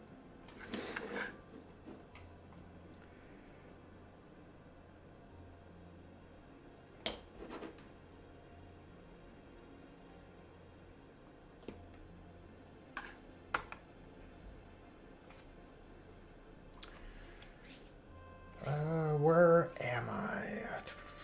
With chat, I mean. Where I leave off. Shana Tokisaki says, well, a lot of people complain about nipples on armor in other IPs, so I wouldn't put it past them to think that no one wants nipples on them. Yeah, that's believable, honestly. I could see them thinking that. Listen, if you don't like nipples on your Blood Angels, I think you don't like Blood Angels. Spicy take. That's, I think they're integral. I think you want that sculpted Renaissance look. I think you shouldn't be afraid of the human form, right? That's the... And it creates, like I said, a cool Renaissance aesthetic for the Blood Angels armor, which should be most exemplified by their elite.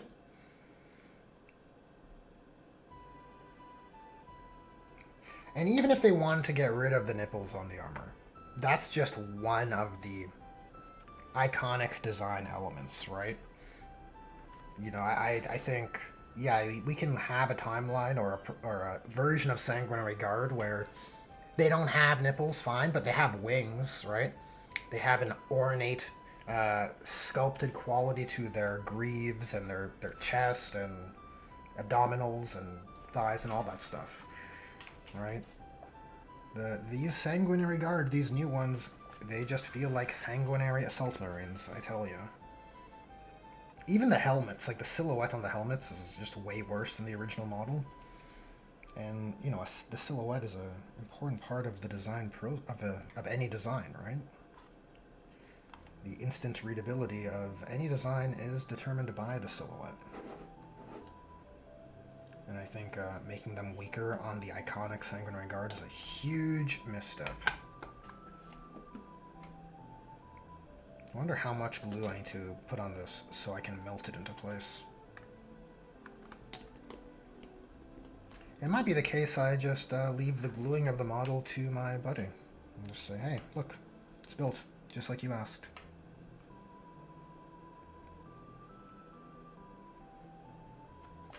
Now we'll leave it aside. Maybe that is sufficient. Okay, so I've been going for coming up on 2 hours, and I haven't painted anything close, or I haven't given any time to the army that's in the thumbnail, so I feel a bit awkward about that. Let's do some decaling. Okay, I have here some skull decals from the Salamander's Heresy decal sheet, transfer sheet. So I want to put these white skulls on my two veterans here. I think that would look pretty cool. The skull is usually used for command anyways, and I think a cool Salamander skull is a good choice. Makes these guys a little bit more unique. Better than using the standard Codex Ultramarines transfer, right? So we'll need the Micro Sol for sure, because these Forge World decals are pretty tough. And we'll need a bottle cap. I have one here. Perfect. And probably a junk brush, which I have here.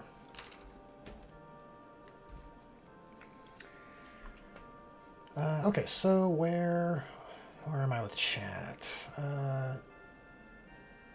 Okay, yeah, you're speaking about Sanguinary Guard nipples, and then Shannon Togasaki went on to say, I mean, I was including myself in the morons in chat because YouTube comments tend to have a reputation of being morons. I apologize, my joke was taken as an insult. Well, look, all is forgiven. But I would encourage, look, see, it's a misunderstanding, Francois.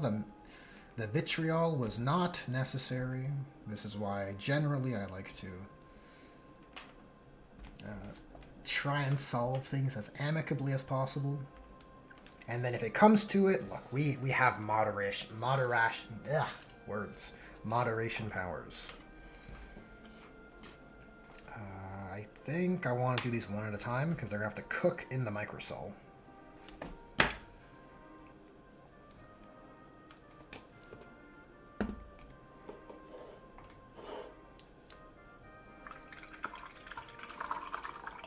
Francois James 44, do not attempt to be friends with the world. To be friends with the world is to earn the enmity of God. Abominations will be gatekept. Loving your neighbor, offering forgiveness, and turning the other cheek is reserved only for members of your congregation. Well, look, that's a way you can interpret that passage or quote. I think until proven otherwise, I would seek to be amicable to people until, definitively they are, speaking out of spite or they're non-communicative. Shannon Tokusaki says, yeah, I'm not really a major fan of Space Marines myself. But I have friends that were very disappointed, and I don't blame them. It really changed the feel. Yeah, I would imagine so, right? If you're a Sanguinary Guard fan, or I'm not a Blood Angels collector, but I had a soft spot for the old Lamardi sculpt, and I feel very similarly about the new Lamardis as I do as the Sanguinary Guard. The Sanguinary Guard are, to another degree, beyond... the same issues are taken a step further with the Sanguinary Guard, is what I mean.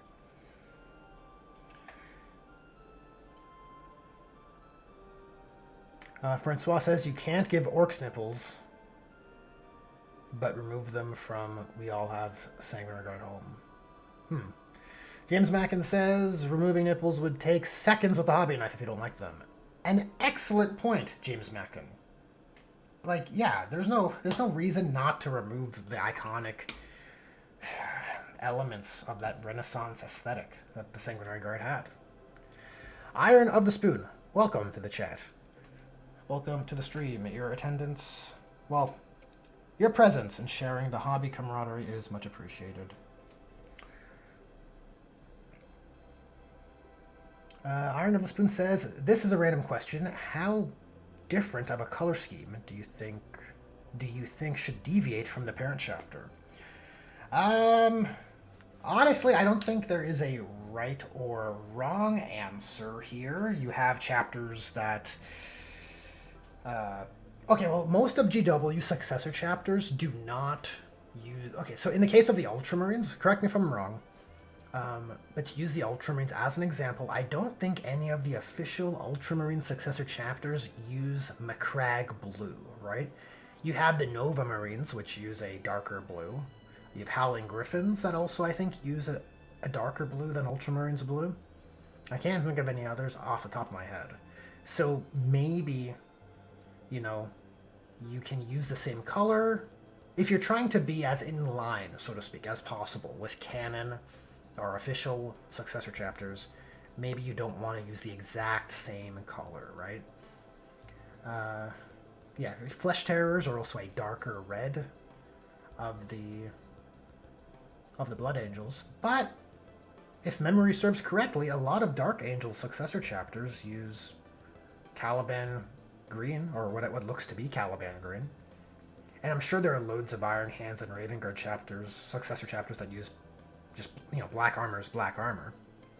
So maybe we're thinking about it too much. Maybe there is no right and wrong answer. As long as there's enough design choices to not obviously confuse, like, I think there's a happy middle ground. Like, you probably don't want to use Macragge blue on your Ultramarine successor chapters and Codex Heraldry, because you're an Ultramarines guy, you want to do that too, and it just ends up looking so much like Ultramarines, it might as well be Ultramarines, but for the chapter emblem. I think at that point, you're probably too similar, right? There's a really long, roundabout way to answer your question, but let me know if that was sufficient.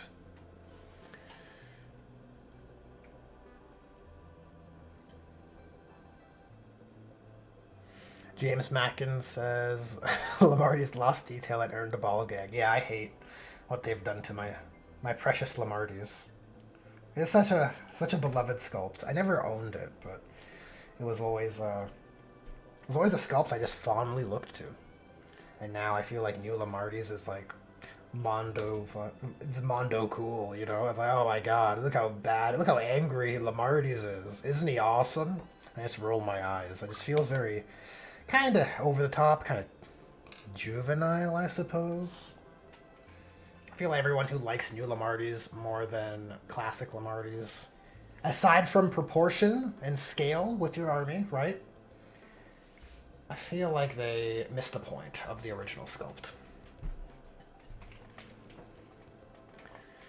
Francois says, it says this many times in the New Testament. I mean, well, like, look. Your faith and the verses are yours to interpret as you do. I'm not going to suggest you to, you know, interpret them differently if you don't want to. I just find, I don't know, maybe my environment is just way less hostile than yours, but I find in most cases miscommunications are the result of conflict. It's usually people not even meaning to say what was interpreted.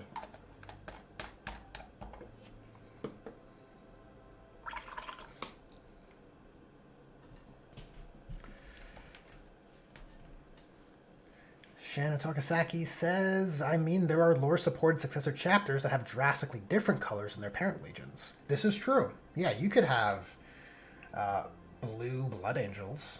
Like, why not? Call them the Blue Bloods. Terrible. Just terrible. Such as Raptors being green, while Raven Guards are like Dark gray slash black. Yep, all true. Francois says most Dark Angel successors share most of their parent chapter's colors. Yes, that's something I've noticed as well for Dark Angels. Which might be an intentional choice on GW's part. You know, the whole Dark Angels secretly operate as a legion under Grandmaster Azrael. That whole shtick. It might be the intention there. Okay, let's try and adhere this. Oh, our decal is certainly soft. Certainly soft.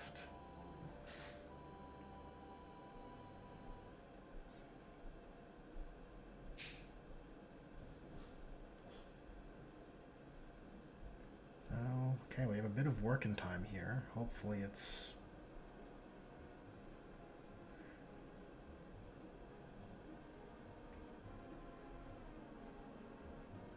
Oh yeah, the teeth folded under itself. Good thing I fixed that. Jeez.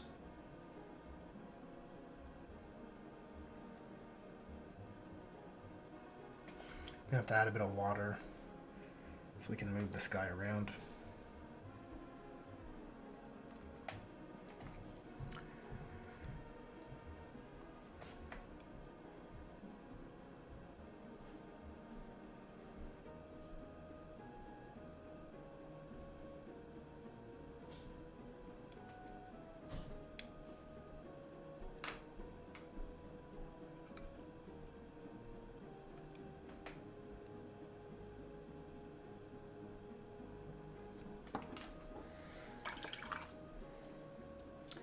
Shannon Talksaki says, anyways, I need to leave for work. It was nice talking to you at What the 40K.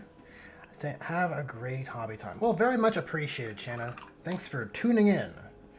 And you have a good session or a good shift at work. Misfit says hello, or she says hey. Howdy, Misfit. Good to see you. I jumped ahead a bit there. Francois says, Neil Lamarty's pose is nice, but otherwise lacking in the bling a named hero of the Imperium should have. Best to convert him to a Khorne Berserker. I agree. I agree. His energy is very much World Eaters. Oh, look how angry we are. And again, it could be the case where I'm projecting what I want to see onto old Lamarty's, but that somber, almost sad, poetic kind of energy that old sculpt had really felt to me like, this is the guardian of the lost. He has a heavy burden. Like, he has to lead those who have lost their way. It's like a sad, somber situation, like duty he's tasked with, right? And I kind of, all of that came across to me in the original sculpt. Now, if Lamarty's in lore is actually an angry man who loves to, squat down low with his arms open like a world eater, yelling right into the camera. Well, my bias is showing, right? If the new sculpt and attitude is more in line with his character and lore, let me know, because I honestly would like to be better informed if that's the case, but I feel like the old sculpt and my interpretation of it is better. I think it's better. Sorry.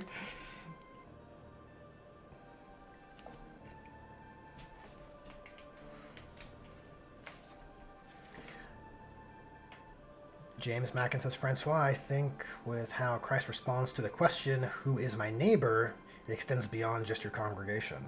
Valid. Yeah, that's what I would assume to be the case with regards to that conversation thread. The Misfit says, I got my Pathfinder kill team finished. Oh, very cool. So, Misfit, quick question for you, Misfit. The Pathfinder Tau kill team, is that a whole new sculpt, or is it the existing Pathfinder's sprue with an upgrade sprue, like the Legionaries and the Night Lord's Legionaries kill teams?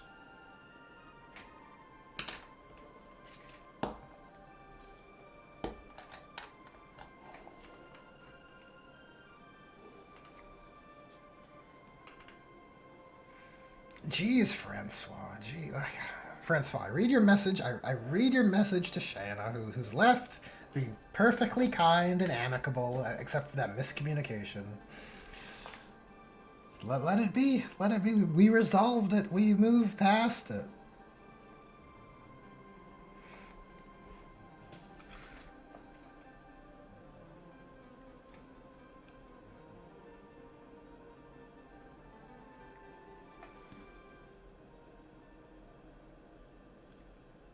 I'd like to grow this hobby hanging community.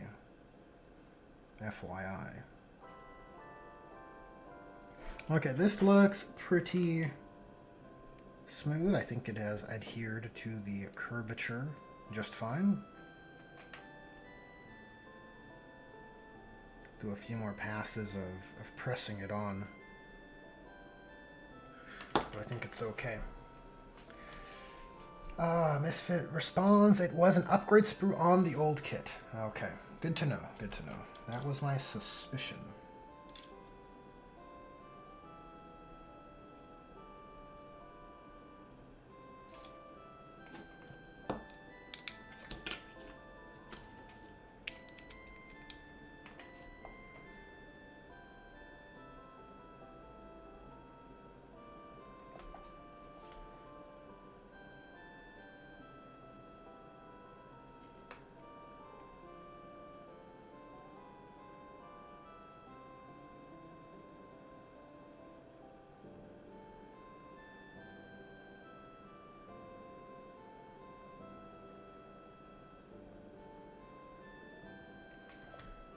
So is this center-ish? Not really.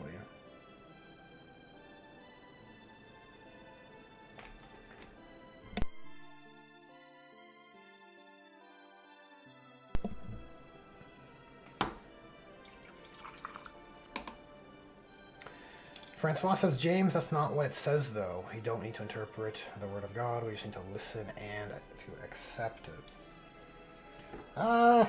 Interesting philosophical discussion here.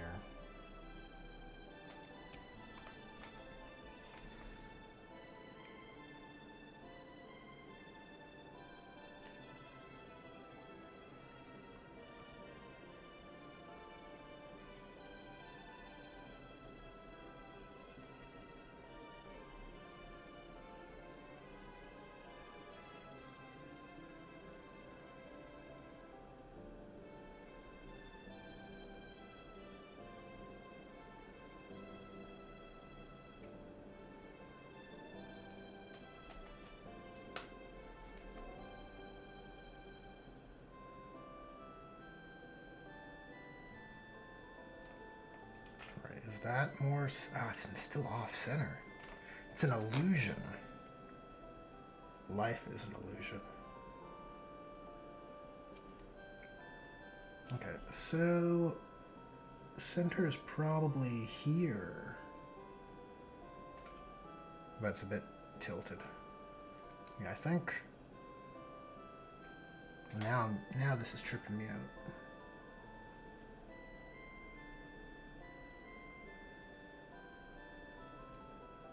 I feel like the shoulder pad is not symmetrical. I feel like it's all askew and stretched. Maybe that's the case because of the push-fit nature of this particular model. It's certainly throwing me for a loop.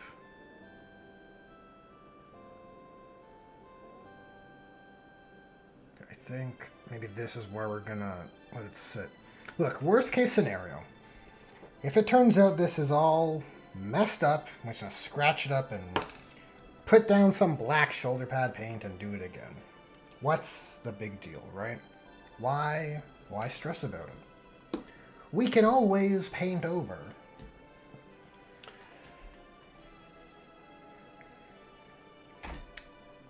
Misfit says I had to cancel my pre-order, lost my part-time job for a disabled lady due to social services slashing her monies. Sad day.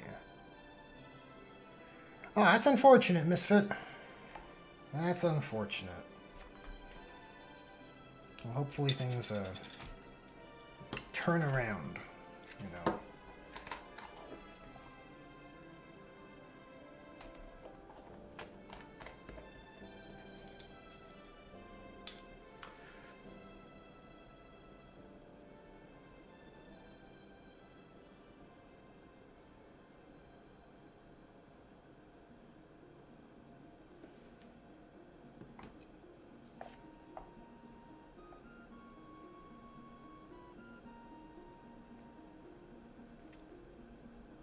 Well, now I'm like misaligning it, but I feel like it hasn't softened enough.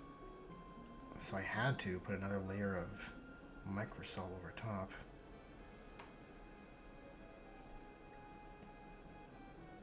Okay, we'll let that cook for a bit, and I think that's probably as good as it's gonna get. As good as it's gonna get for this guy. Can I put any other smaller decals on these guys? We got these small, cool diamond insignias that I'm quite a fan of. Maybe they could go on the front corner of the pauldron. That could be pretty cool. The command squad is how many? We have 4 company heroes and 2 of the Victrix guys. So we need at least 6. How many is in this row?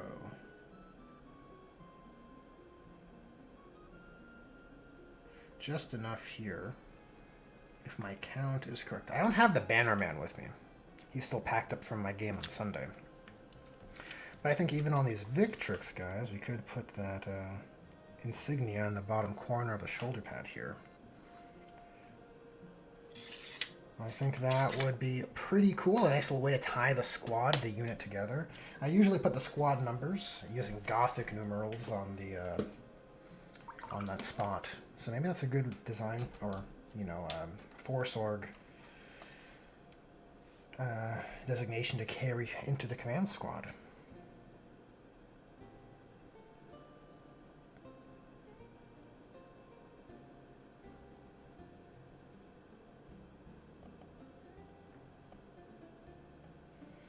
Yeah, I'm inclined to. it's a heavy conversation, topic of conversation rather. I'm inclined to agree with James. I think just be good, generally speaking, to everybody you can be good to, and then it's probably gonna yield a better result for you. I think that's a good rule of thumb.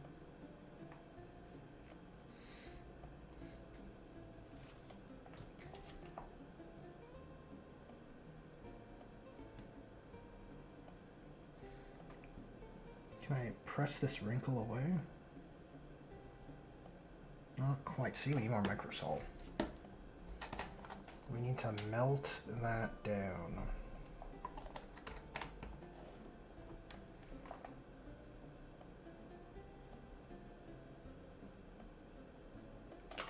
So these are all the insignias I have. Let's use these ones.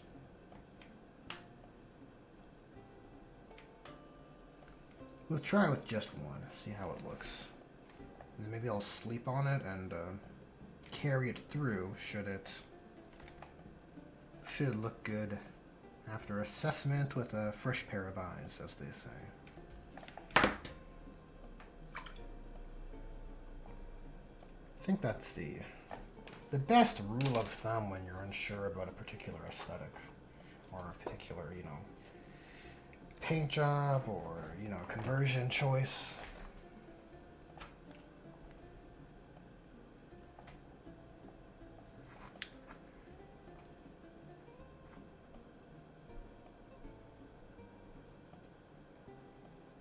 James Mackin says it's not a painting mistake or the misapplication of a knife to the model. It's simply battle damage. Yep, that's an excellent framing device. It certainly helps me feel better about my mistakes.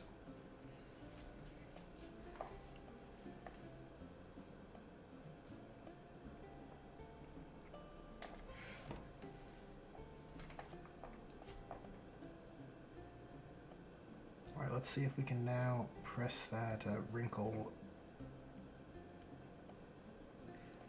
Yeah, I think we're good. The decals do have a very obvious shine to them, but I find with a layer of Lamian medium, kind of removes all that. Get a nice matte finish.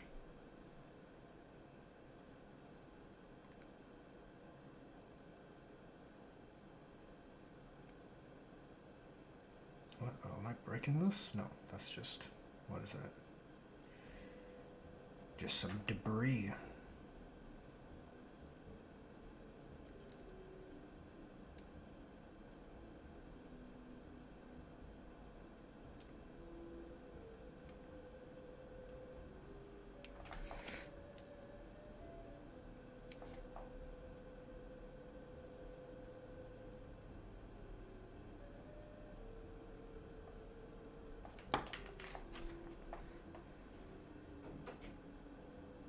Yeah, this shoulder pad feels way bigger. It's weird.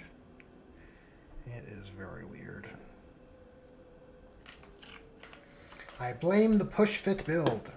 That's the cause of that.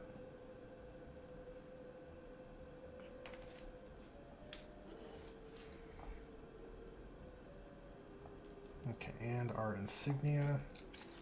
Let's get a little bit of microsol from the cap. And let that stew for a bit.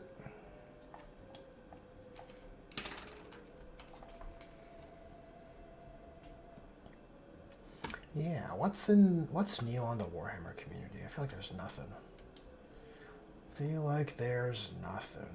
Join us for Warhammer Day. Oh yeah, there's a preview coming up. That's on the 5th, right? I think. Maybe I'll stream during the preview. That was kind of fun last time. But, I mean, last time was just such a bad preview. It was rather underwhelming. We'll see. We'll see if GW will be 3 for 3 on their boring previews. Actually, I need to verify which direction this symbol is supposed to be facing. All right. Small diamond to the left. Kind of like this. Just a cool little insignia. Well, I guess it does help make them feel a bit more special.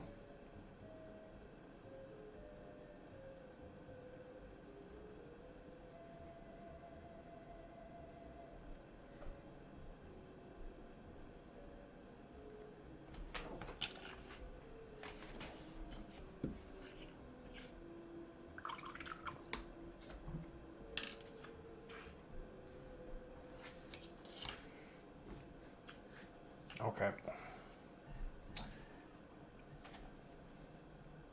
Okay. Well, everybody, I'm going to wrap things up here. Look. This stream was a little bit of a lie. I didn't think I'd take so long on the Blood Throne, to be honest.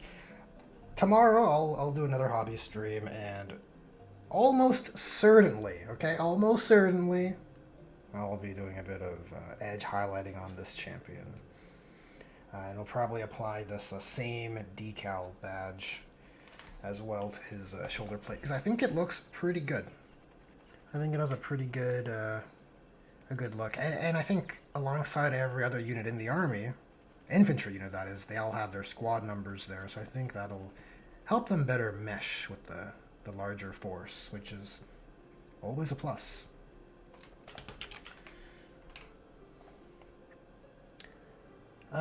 Anyways, there it is. There's the Wall of Honor. Thanks to everyone who tuned in and shared in the hobby camaraderie. Thanks to everyone who shared and contributed to chat so we can have some good-spirited, well-intended conversations. But with that, I will catch you guys in the next one.